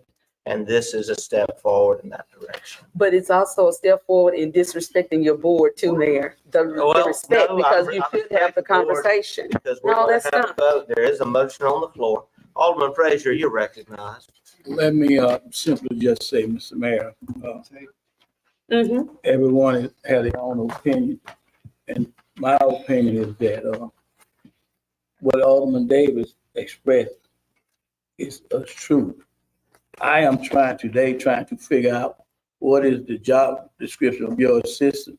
From my observation is that Mr. Ford be watering the flowers on the bluff anyway, and he be doing everything else. So as Alderman Davis said, we can play a city employee that $400 because Sunday he's down there watering flowers, taking care of beautification of all the stuff on the bluff. So I don't see why we can't pay him $400 extra a month to do that. That's my opinion. This is a director for Keep Natchez Beautiful, working with Keep Mississippi Beautiful, keeping, and But they can do I'm those sorry, same I things. though, I too. just have to disagree. Alderwoman Smith? I mean, this is our democratic process. We made a motion and you vote yes or no. You don't get to, if a motion's made, a motion's made. So I'll call for the question. Okay. Question. Alderman Davis? You say it's a director, but it can't be a director. The board appoints directors. No, it's not a city director. This is a director of Keep Natchez Beautiful. Look over across the country. These are positions that are in place. Their motion is on the floor. I make a motion to table. The motion is on the floor, yeah. Make a motion to table, Mr. Mayor, so we can Okay. have further discussion. Well, I will say this, a motion to table does have to be entertained. And so a motion to table has been made by Alderwoman Irving. I want to follow. But what about my motion? It's a motion already on the floor. The motion's on the floor, but we can entertain a motion to table. Mr. Attorney, what are the rules on that? Motion to table is going to take precedence right now. That's It's what a I second. thought. So is there a second to the motion to table? Second. Seconded by Alderman Davis, the motion to table. I will call for the question on the motion to table. Call. Okay, the motion to table has been called. We will proceed to a vote. All in favor of motion to table indicate by saying aye. We'll have a roll call. Alderwoman Hall, Nay. Alderman Frazier, Aye. Alderwoman Smith, Nay. Alderwoman Irving, Aye. Alderman Davis, Aye. Alderman Maroney. Nay. The tie vote, I will break the tie, and so the motion dies. And so we now have the motion before the board. I'll entertain the question. Call for the question. Call. Question has been called. We'll proceed to a vote. Alderwoman Hall, this is the motion to appoint the director for the, according to what was described earlier. Alderwoman Hall. Alderman Frazier. Mine, nay, you know what mine. Alderwoman Smith. Aye. Alderwoman Irving. Nay, and we also need to know the budget that is coming from. Alderman Davis. Nay. Alderman Maroney. The motion passes. I do break the tie. Thank you, Ms. McCartney. We're excited about the future with Natchez once again being a member of Keep Mississippi Beautiful. And thank you. Thank you so much. Ms. McKenzie did say that it is in the budget and it amply funded under, right now she's just parked it under miscellaneous and it will be moved to this area. That's where it all goes. Now, we've had those conversations. all I knew we had the goes. money. We're working very hard with a balanced budget and the surplus so that we can take care of the needs of Natchez. We will now go to city officials' reports. Alderwoman Hall, you're recognized. Thank you, Mr. Mayor. I have a couple of items here. My first one, I move that the mayor, board of aldermen be granted permission to attend MML Small Town Conference in Meridian, October 24th through the 26th, 2024. It was a pleasure of the board. Second. Motion made by Alderwoman Smith, seconded by Alderwoman Irving. Discussion? We'll call for the question. Call. The question's been called. We'll proceed to a vote. All in favor of the motion indicate by saying aye. Aye. All opposed, nay. The ayes have it. Motion carries. My second, I move that the October 24th board meeting be changed to Monday, October 23rd at 6 p.m. due to the fact that we will be attending this conference. That's from the mayor. I thought you do that, Mayor. Well, The actually, mayor and board decide, but the mayor actually carries it out. actually though, the way we've done this in the past is we do have a motion when we are, changing the meeting date due to, normally we would meet on the The fourth. last Tuesday.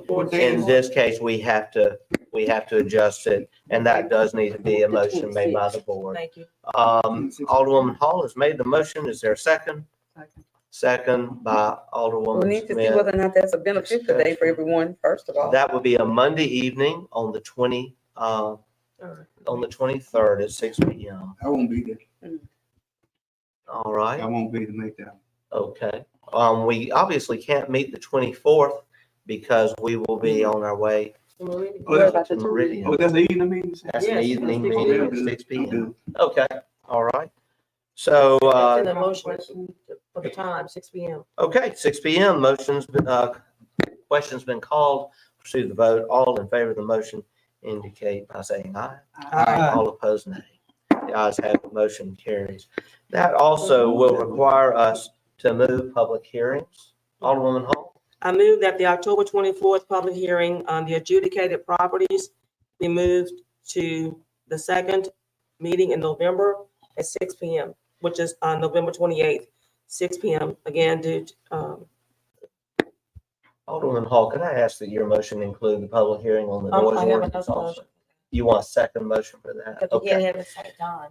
Okay, so, motion then, made by Alderwoman Hall for the public hearing for adjudicated properties to be moved as she has so described. That would be the fourth Tuesday at 6 p.m. Mhm. Do I have a second? Second. Motion seconded by Alderman Davis. Discussion? We'll call for the question. Called. We'll proceed to a vote. All in favor of the motion indicate by saying aye. Aye. All opposed, nay. The ayes have it. Motion I have carries. just one more item. Mr. Yes, Mayor. ma'am. I move that the public hearing on the revised noise ordinance be held on November 28th, 2023 at 5:30 p.m. Okay, was seconded by Alderwoman Smith. Discussion? Yes, Yes, Alderwoman Irving. just make sure we have a physical copy of these dates as well, placed in our Okay. mailbox or placed in my mailbox. Certainly, Thank you. certainly. No one else needs it, I do. Noise ordinance, public hearing 5:30 p.m. on that fourth Tuesday. Call for the question. We'll proceed to a vote. All in favor of the motion indicate by saying aye. Aye. All opposed, nay.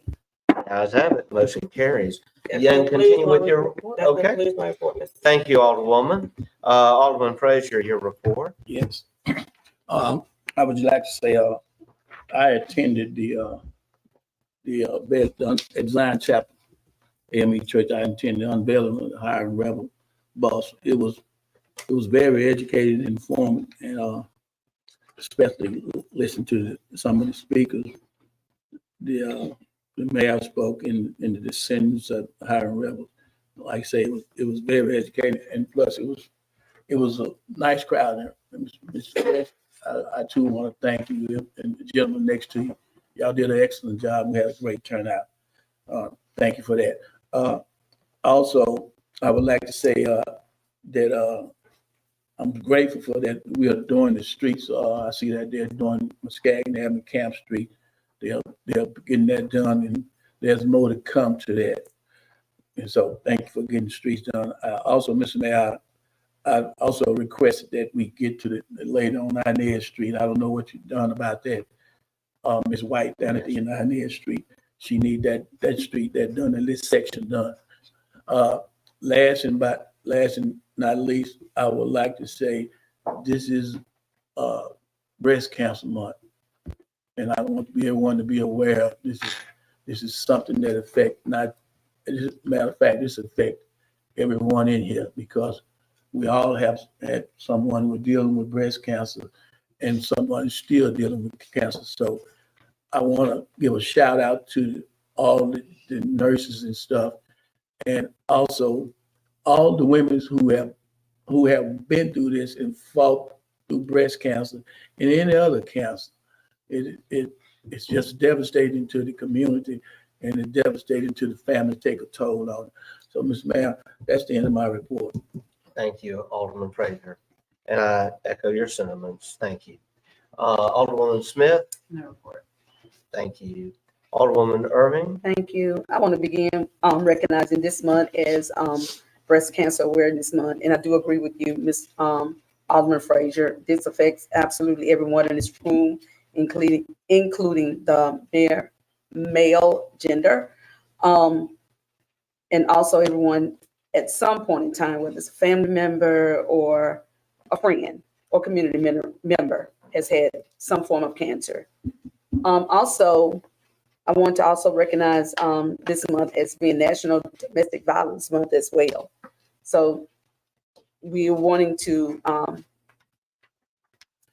recognize that and support those that are actually dealing with a domestic relationship.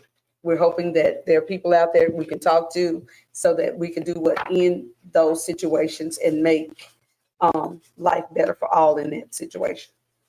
Also, I would like to thank Mr. Rudder. I had some lights out that had been out for several months, and I see that they're on. So thank you for getting those lights on. I really appreciate that.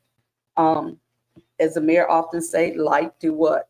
Bring, deter crime in those areas. That's what light does. And it also gives us hope too. Light does. Mr. Mayor, I did want to ask Recreation, did we ever find out the amount that the revenue for the summer months with the aquatic center? I don't know that I've been asked that question. Okay, I brought it up the last meeting. I was just wondering whether or not we were able to. I don't. And my reason for asking, because we need to know all about revenue streams that was a part of balancing our budget. Yeah. Okay, and I did have on Brenham Avenue, I had some residents call Mayor in reference to it, and I'm gonna ask Mr. Dollar to ride out with me today to see whether or not they said that some of the street had a slope in it that was deeper, but I want to get that information from Mr. Dollar before I respond to anything with them. So, Thank you. okay, and that concludes my report. Thank you so much. Mhm. Alderman Davis? Okay, Mr. Mayor. One other thing too, Mr. Mayor, before he starts. Yes. With the adjudication hearing and the properties that we talked about, how soon do we get started on those? As my understanding, work is underway. Okay, I'm just asking, is it a time frame or what? Okay, He has 45 working days to start. okay, Yes. all right, thank you. All right, Alderman Davis? This week is fire prevention week. And also, other thing, I heard you say needs of Natchez. And Natchez, the fire department need a new fire truck. Oh. That's one need we need. That's why I'm presenting it to the board right now. That's one thing we need. We need to find the money for this new fire truck. If we don't, our rating will shoot up, and we can't have that. These people be mad about their insurance going up. Then everybody know. We need to find the money for the fire truck. That is my report. I couldn't agree more. We have got to get that done. Thank you so much, Alderman. Thank you. Alderman Maroney, your report. My report, actually, I have a question on streetlights. I know that we're due to start the upgrading of our half of our streetlights in the city. I think primarily in the northern part of the city. I remember we discussed with sections. And I believe that's supposed to start around the first of the year. I was actually going to give that update in my report, but I'll go ahead and say it now. Had a visit with Entergy this morning and confirmed that the LED project will begin very likely next Wednesday. And by the end of October, 500 lights will be changed out from amber to LED. And a remainder, waiting on equipment, will then be replaced in phase 2 to happen somewhere between November, December. And the whole replacement project will be complete by year's end, over 800 new LED streetlights. And that brings me to my real question of what is then the process for having streetlights replaced? Say we've got streetlights out. I've had some people in my ward contact me about streetlights out.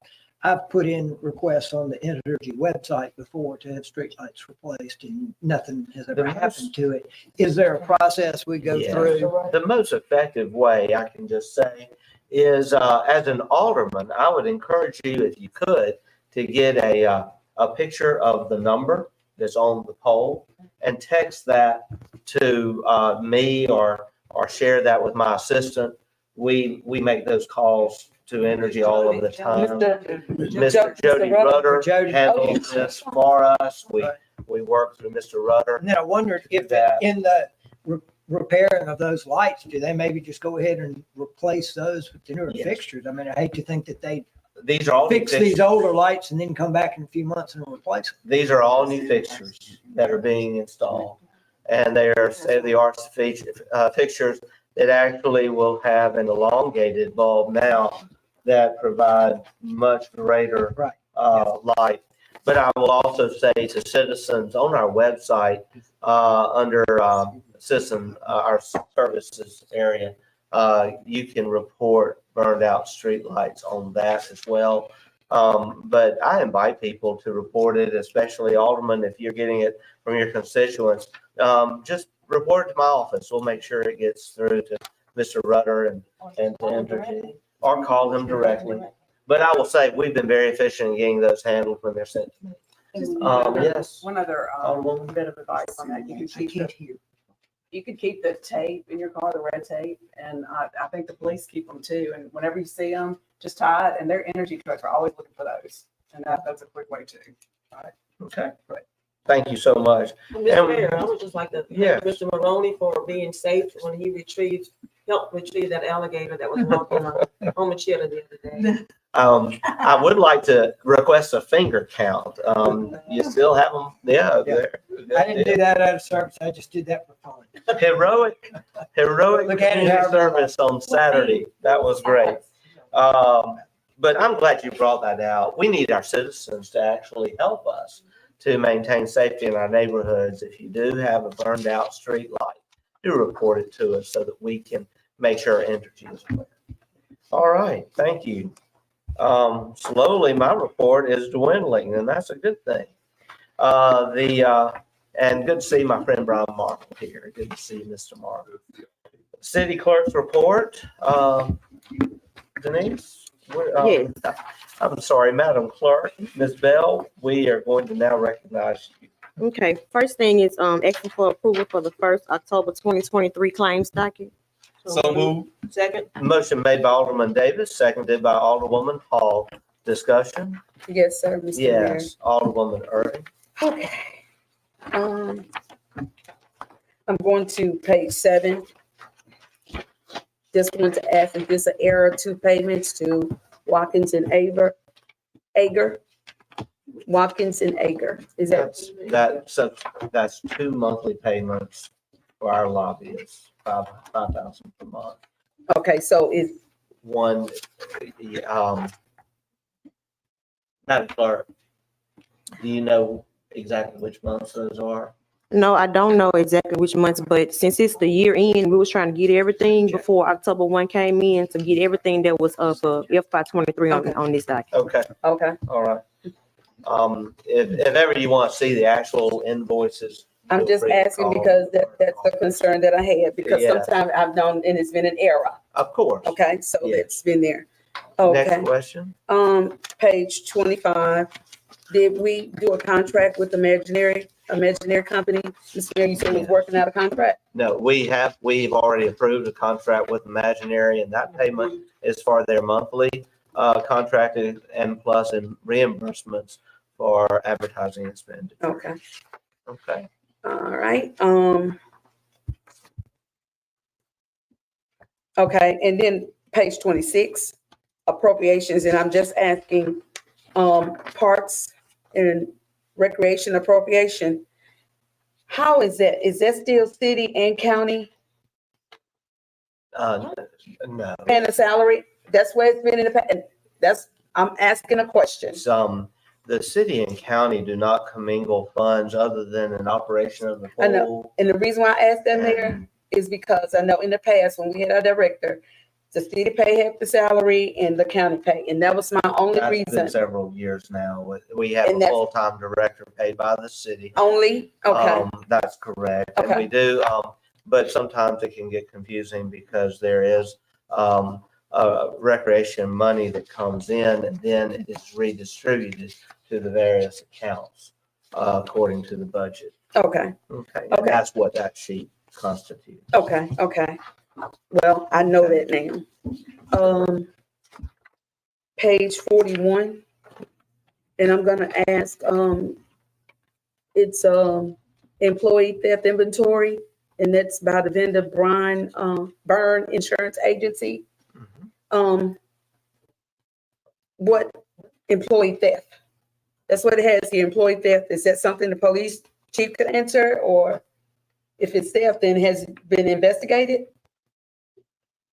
I don't have that invoice in front of me. Okay, That So is that is- actually, I believe, a policy. The Burn Insurance carries insurance for us, and that is on, oh yes, and that's on the renewal of an insurance policy, as I understand it. We do carry employee theft coverage, and that's the premium. Am I correct, Madam Clerk? Yes, every year, certain employees have to renew their bond every year. So he's either renewing his bond or he's a new employee. And this is on, all police officers, that they have to go get their bond and stuff signed. But it's probably more than likely, this is his renewal of his bond or as a new employee. but theft, that's what, It covers us for theft. oh, We okay. have coverage. Yeah, it's So I included guess it's in, just the way the description is written. Okay, Yes, it's to our insurance agency for bond and for insurance coverage for that. okay. Yeah, for theft coverage. All right, page 46. And this is the latent public finance.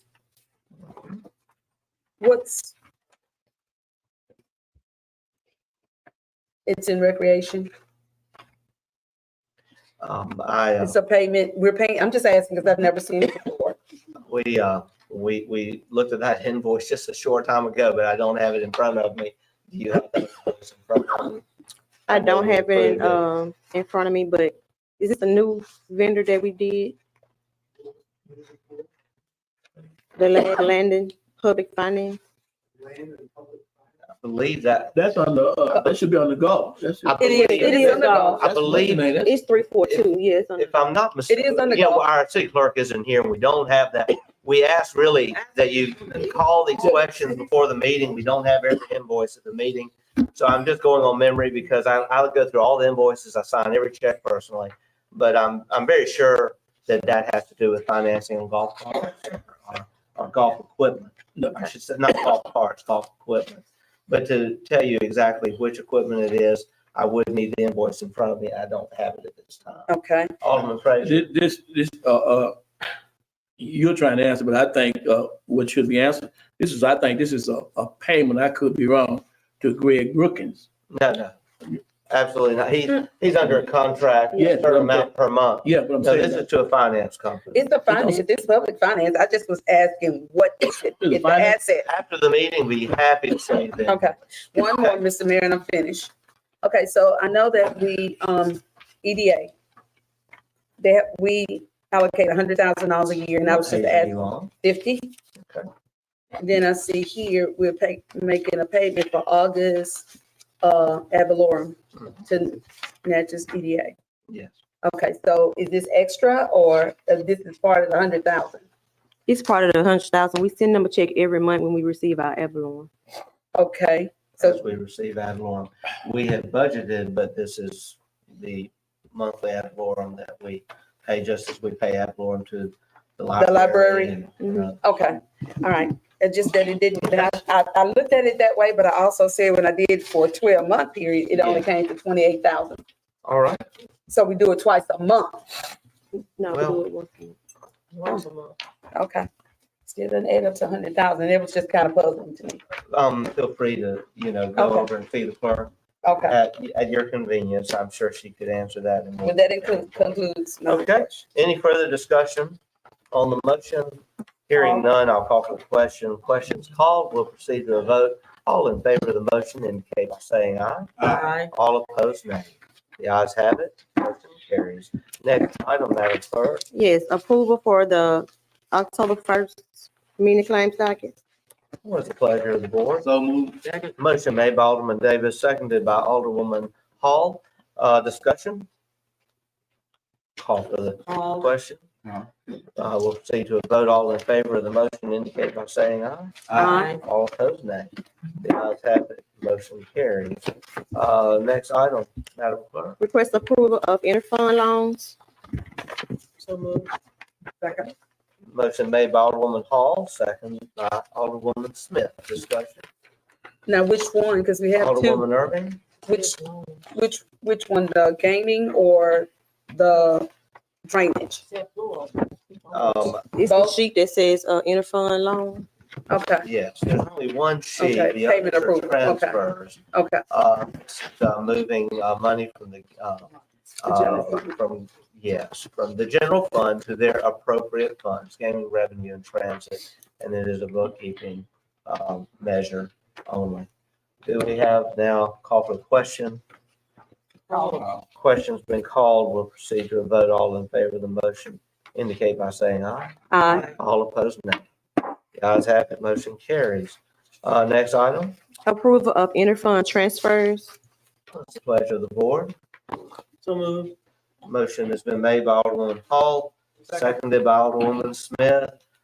Does this motion take care of both of these approval requests? No, I'm gonna do another, Okay, separate so this motion. is on the one that has three items. Yes. Concord drainage, various drainage, and then the Holiday Inn tip. Yes. Okay. I Was don't see that one. there? I put them on your desk. Oh, earlier. okay. Okay. Call for the question. We'll proceed to a vote. All in favor of the motion indicate by saying aye. Aye. All opposed, nay. The ayes have it. Motion carries. Next item, Madam Clerk. Approval of interfund loan repayments. Okay, these are the repayments. So moved. Motion made by Alderwoman Hall, seconded by Alderman Davis. Do we have a questions? Discussion? Call for the question. We'll proceed to a vote. All in favor of the motion indicate by saying aye. Aye. All opposed, no. The ayes have it. Motion carries. Last item, Madam Clerk. Yes. Approval of the September 2023 high fire report. So moved. Motion made by Alderwoman Hall. Second by Alderman Davis. Discussion? We'll call for the question. Yeah, I have a question. Yes, Alderwoman Irving. What department is 311 on the hire and fire? It's on hire. What department is that? 311?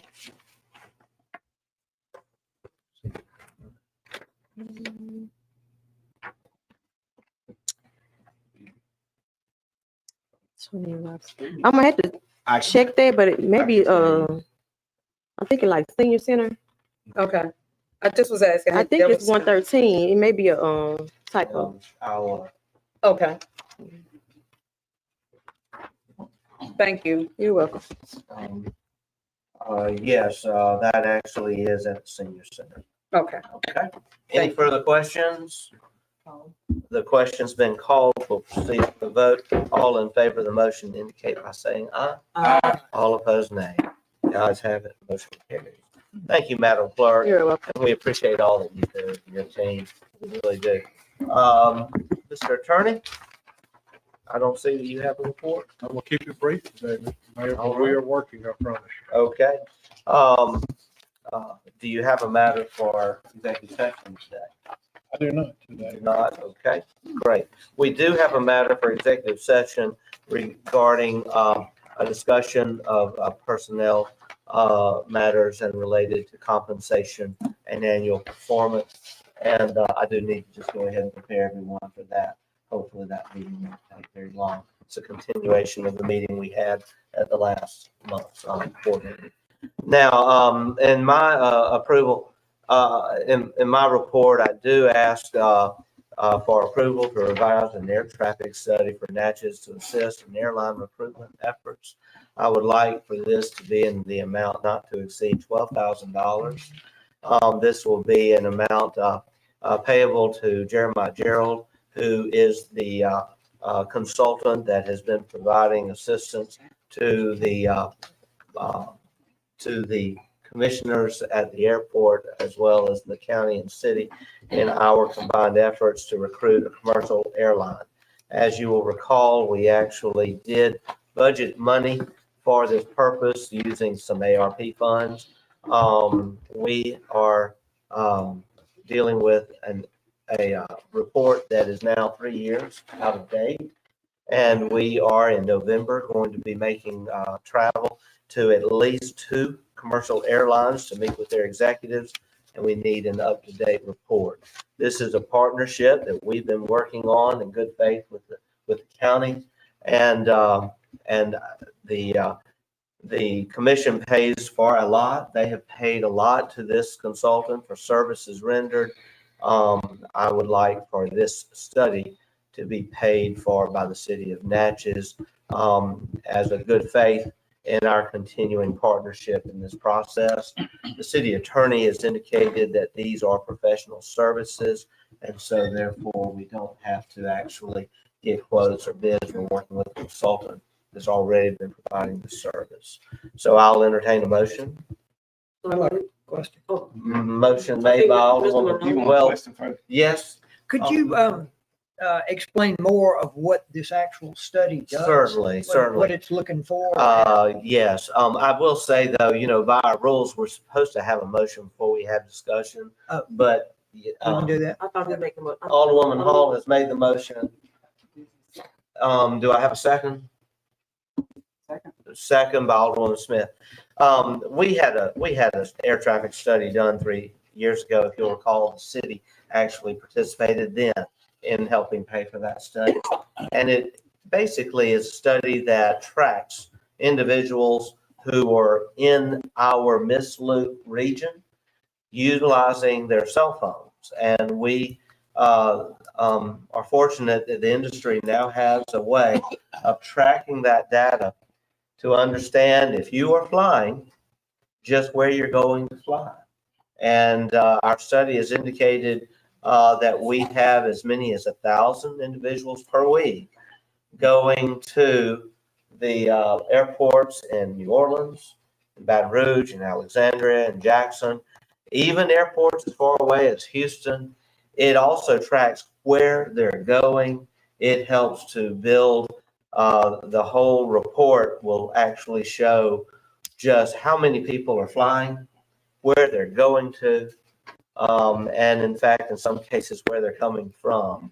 And this is data that is critical to recruiting a commercial airline. A commercial airliner is never going to locate in your city without seeing this report. And the 3-year-old report is not helping us. We need to revise the report. Alderman Davis. Didn't somebody come and brief us prior about they track this data, Visit Natchez, somebody, didn't they do that already? No. Visit Natchez actually is working on data for overall tourism. It's similar. Mr. Heath is here. Mr. Heath, if you'd like to answer that question, you can answer it better than I can. And thank you for being here. Sure. Thank you, Mr. Mayor and Board. So Visit Natchez is actually right now, we have an RFP. We're evaluating proposals right now for similar data. Our data will not include the data that the mayor is referring to. We're looking at who's coming into Natchez. We do not have data of who is in the Natchez area that's flying out. That's not something that we will be getting through the data sources that we have. What about? Thank you, Mr. Heath. And Alderwoman Irving? Yes, you're recognized. Thank you, Mayor. Gosh, what is it? The promotion committee, what is it? Do they provide us with that? Natchez Convention Promotion Commission? Yes. That's us. That's Visit Natchez. That's our All official right. name. I'm just trying to think, Kate and them had that. Okay. Okay. All right. Alderman Frazier. Mr. Mayor, you stated that we did a joint study with the city and the county. And this, as you stated earlier, this report is 3 years. Yes, sir. 3 years old. And Visit Natchez and did a study. They're doing a study, something similar. Now, as you just stated too, you're requesting that the city do this, have this guy to come in and do another study, a consultant. Now, why are we, the city's just doing it? Now, why is the county not on board with it? That's my question. Why is the county not on board with it? We're spending taxpayers' money. I can't see we spending taxpayer money for to do for to pay a consultant to do another study when we already have studies on top of studies. So it's just my concern. We have too many consultants and we're spending too much money. Thank you, Mr. Mayor. Thank you, Alderman. Further discussion? Lou Hayman. Further discussion? I think, Yes, Alderman Davis. I think the county should pay half. Well, we're up against a deadline. We have these meetings coming up in November. It's going to be a minimum of 3 weeks work, intensive work to get the study done. And so at this time, I want to move forward. We budgeted in our ARP funds for anything the city can do to assist in recruiting a commercial airline. I don't want that process delayed. And I won't go into any further discussions. I just know, the county's doing what it can. And the county has spent a good bit of money already at the commission. And I'm really grateful what the county is doing at the airport. In comparison with what the county is doing, and I know they own the airport, I think this is something very good for the city to continue our partnership. Yes, Alderwoman Hall. This has been a collaborative effort from the very beginning Yes, between the city and the county with the airport. The airport benefits both Natchez and Adams County. So we have been a partnership from the very beginning. Yes. Thank you so much. Mr. Mayor. Yes, Alderman Frazier. Let me say this. I done heard this before, and it came from you. Every time we come up with this airport now, there's always a rush to get this done. And like I say, we are spending our taxpayers' money on consulting and trying to rush things through. So I'd say the same thing as Alderman Davis said. We need to have, if we're gonna do this, no more than fair that everybody be in on it, including the county. We need to request that the county get in on this study. If we're gonna spend taxpayers' money like that. All right, the question's been called by Alderwoman Smith. We'll proceed to a vote. Alderwoman Hall. State the motion, Mayor. That the city will pay for an updated air traffic study to be completed by Jeremiah Gerald, airport consultant, at a price not to exceed $12,000. Because we have already budgeted that. And it is in the budget, and it will be paid for out of the budget by ARPA funds. That is the motion. Alderwoman Hall. Aye. Alderman Frazier. Alderwoman Smith. Aye. Alderwoman Irving. Nay. Alderman Davis. Nay. Alderman Maroney. Aye. I had no idea I'd have to break a tie today on proceeding with commercial air service at our airport, but I will break the tie because I'm ready for commercial air service to return to Natchez. We need it. Our businesses need it. Tourism needs it. And it's just incumbent upon us with the money we've already invested that we continue with the mission until the mission is accomplished. With that said, Mayor. Yes, Alderman Davis. Yes, Alderman Davis. Neither one they called, they're not against air. That's right. They wanted to have all things we just talked about. Want to kind of put their share into it, just like other situations they happen with us. And I'm not going to bring it up, but they need to put their fair share into it. I understand. Thank you, Alderman. And Mr. Mayor, I have to say this too. I know that we did allocate funding, but we had a purpose for it, and it was for the study and it was for the study and I can and think of some of the figures that we've expended those. And so now you're saying we're still adding to it. All this was in our budget that we just adopted. It's there. It's been there. But I know the money that we have. I'm sorry. The vote's already been taken. We need to move on. We will. I will now entertain a motion to accept the resignation of Katie McCabe as commissioner for the National Convention and Promotion Commission. Second. Motion made by Alderwoman Hall, seconded by Alderwoman Irving. Mhm. Uh, Mr. Mayor, I'd like to thank Ms. McKay for her years of service to the Natchez Convention and Promotion Commission. She was a valued asset. She certainly was, and we will miss her, and we appreciate all that she has done to work with Visit Natchez.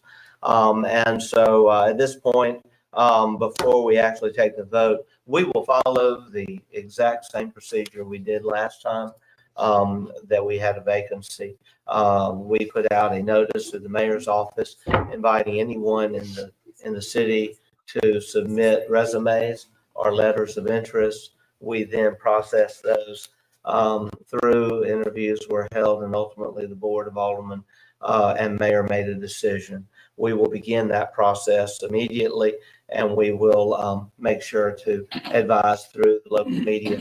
We will follow, the same process we have before. I'll call for the question. Okay, we'll proceed to a vote. All in favor of the motion indicate by saying aye. Aye. All opposed, nay. The ayes have it. Motion carries. I do want to ask you to revisit with me applying for a civil rights grant for the Natchez U.S. Colored Troops Monument. At the end of this month, we will have the deadline for a civil rights grant cycle that has been open to the National Park Service. We discussed applying for it for the U.S. Colored Troops Monument a couple months ago, but we decided then not to pursue it because we thought the Angeletti House might qualify. This grant for technology, historical documentation, and technology needed in certain historic sites or monuments, or it's capped at 75,000. To restore a facility that has to do with civil rights history, it goes all the way up to 750,000. Well, unfortunately, as we researched the Angeletti House, while it has great architectural history, it was shared with us that it does not have enough civil rights history to be competitive for that grant. So we now have circled back to applying for the grant for the technology piece of the U.S. Colored Troops Monument. That would include documenting and chronicling all of the names, putting them in digital format, also having a time looper experience, and having other audiovisual components. This is just what's happening in today's world, and we want to make sure that the monument has the most state-of-the-art, features that it can have.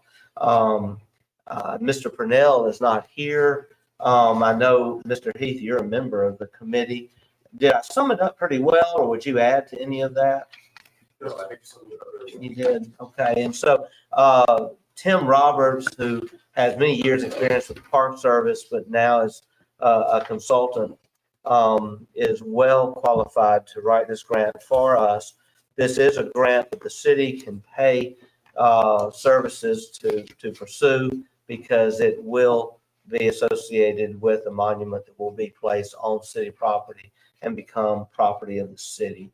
And so I would entertain now a motion that we would contract with Mr. Tim Roberts in the amount of $3,000 for the purposes of applying for the civil rights grant for the Natchez U.S. Colored Troops Monument. So moved. Motion made by Alderwoman Hall. Second. Do I have a second? Second. Seconded by Alderman Davis. We'll have discussion. Where would the funding come from? The federal government. Okay. Oh, so the great money. 3,000. We actually have a public buildings properties account, and it has ample reserves to pay for this 3,000. Okay, and then my next question, what was the name of that grant again? It is the National Park Service Civil Rights Grant, and is easily Googled. Plenty of information available on that grant. All right, I'll call for the question. The question's been called. I'll we'll proceed to a vote. All in favor of the motion indicate by saying aye. Aye. All opposed, nay. The ayes have it, the motion carries. We have given the update on LED lights. I want to congratulate Devin Heath and his team for a fantastic tourism summit 2 weeks ago and for representing us so well at the state tourism summit, the governor's conference last week in Meridian. It was a pleasure being there with you, Mr. Heath, and with your team representing Natchez. I consider that being that tourism is our number one industry, 100 million impact on our local economy, over $1.3 million visitors last year. I consider it very important that as mayor, I support these conferences and Natchez's presence at every turn. It was very good to be there. And it was also very good to engage with other tourism directors and committee members from all over the state. Great to also see the continuing love for Natchez. Also, at the meeting, it was a pleasure visiting with the two chairwomen of tourism, Becky Curry, House of Representatives, and Lydia Chasino, the Senate. We have great support for Natchez, not only through Visit Natchez, Visit Mississippi Tourism Association, but also through our governor's office, Mississippi Development Authority, Laura Hibb, who was there, and also the members of the Senate and the House, some of whom were present. I also want to give a shout out to Rochelle Hicks, who is a Natchezian, who is now at the helm of Visit Mississippi, and it was great to have visits with her about Natchez. And in going up after his speech to shake hands with the governor who was there, I had to just basically stand back while Rochelle used the opportunity to lobby him for Natchez. And when she turned to me and said, "I hope that's all right, Mayor," I said, "Go right ahead. I agree with everything you're saying and everything you're asking for." So we're really grateful to have one of our own in such a prominent role at the State Department of Tourism, Visit Mississippi. I also want to say I stayed around for a conference the weekend that started literally a couple hours after the tourism conference ended, and that was the National Railroad Passenger Rail Conference, Rail Nation. It was so exciting to be there and to be able to meet the federal administrator, Administrator Bose, who was there on behalf of the Biden administration, and he is the federal administrator over the Railroad Administration. It was exciting also to be there with former Mayor of Meridian, former Amtrak chairman, and now chairman of Transportation America, John Robert Smith, to discuss the historic opportunities that are there now for rails all through our country. John Robert Smith was successful in working also with another longtime friend, Knox Ross, who is now the chairman of the Southern Rail Commission, in bringing $170 million in CRISI funds, and these are federal transportation funds that are now going to restore rail service for the first time in many years from Mobile to New Orleans. That's going to have an impact in potentially the billions of dollars for communities along the Gulf Coast.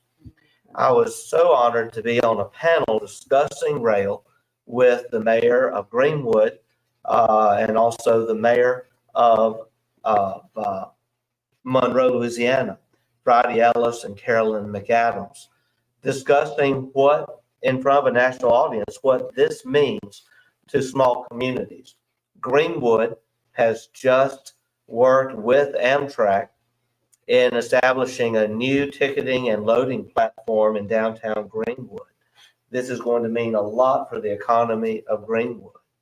And Natchez Rail is expressing an interest in working with us now.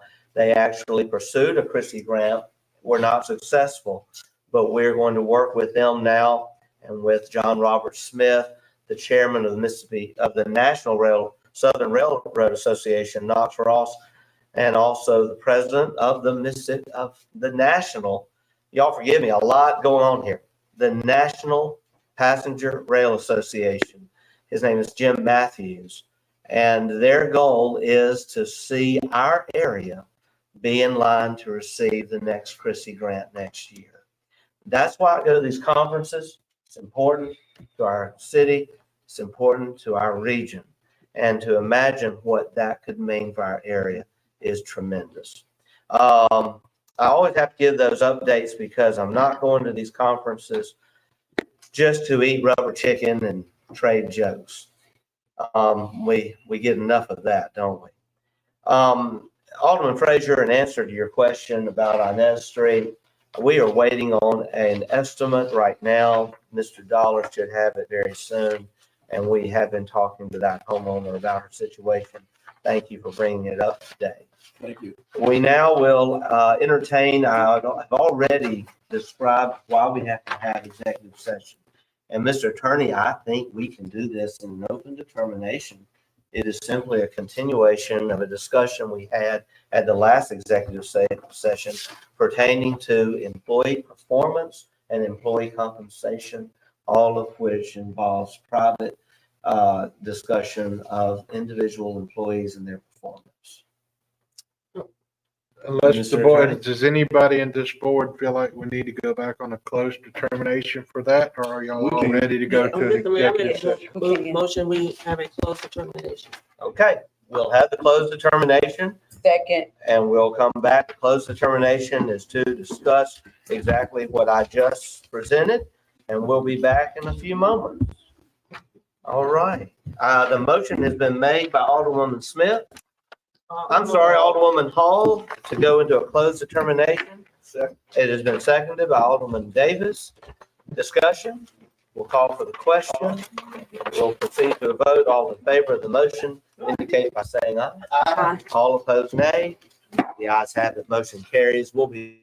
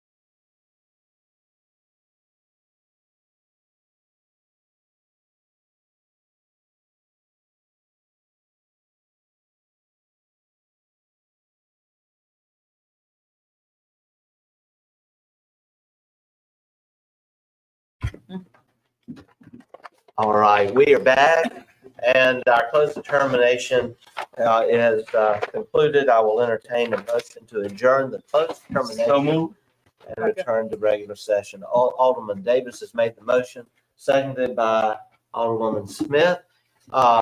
Discussion, call for the question. We'll proceed to a vote. All in favor of the motion indicate by saying aye. Aye. All opposed, nay. The ayes have it, motion carries. The report is that we did discuss the fact that we have various discussions to take place in executive session pertaining to individual employees, their job performance, and determining rate of pay. These discussions will be personal in nature, and Mr. Attorney, it's my understanding that does qualify. Yes, sir. Okay, then in that case, we will now entertain a motion to go into executive session So moved. for those reasons. Motion made by Alderman Davis, seconded by Alderwoman Hall. Discussion? We'll call for the question. Paul. We'll proceed to a vote. All in favor of the motion indicate by saying aye. Aye. All opposed, nay. The ayes have it. Motion carries. Thank you.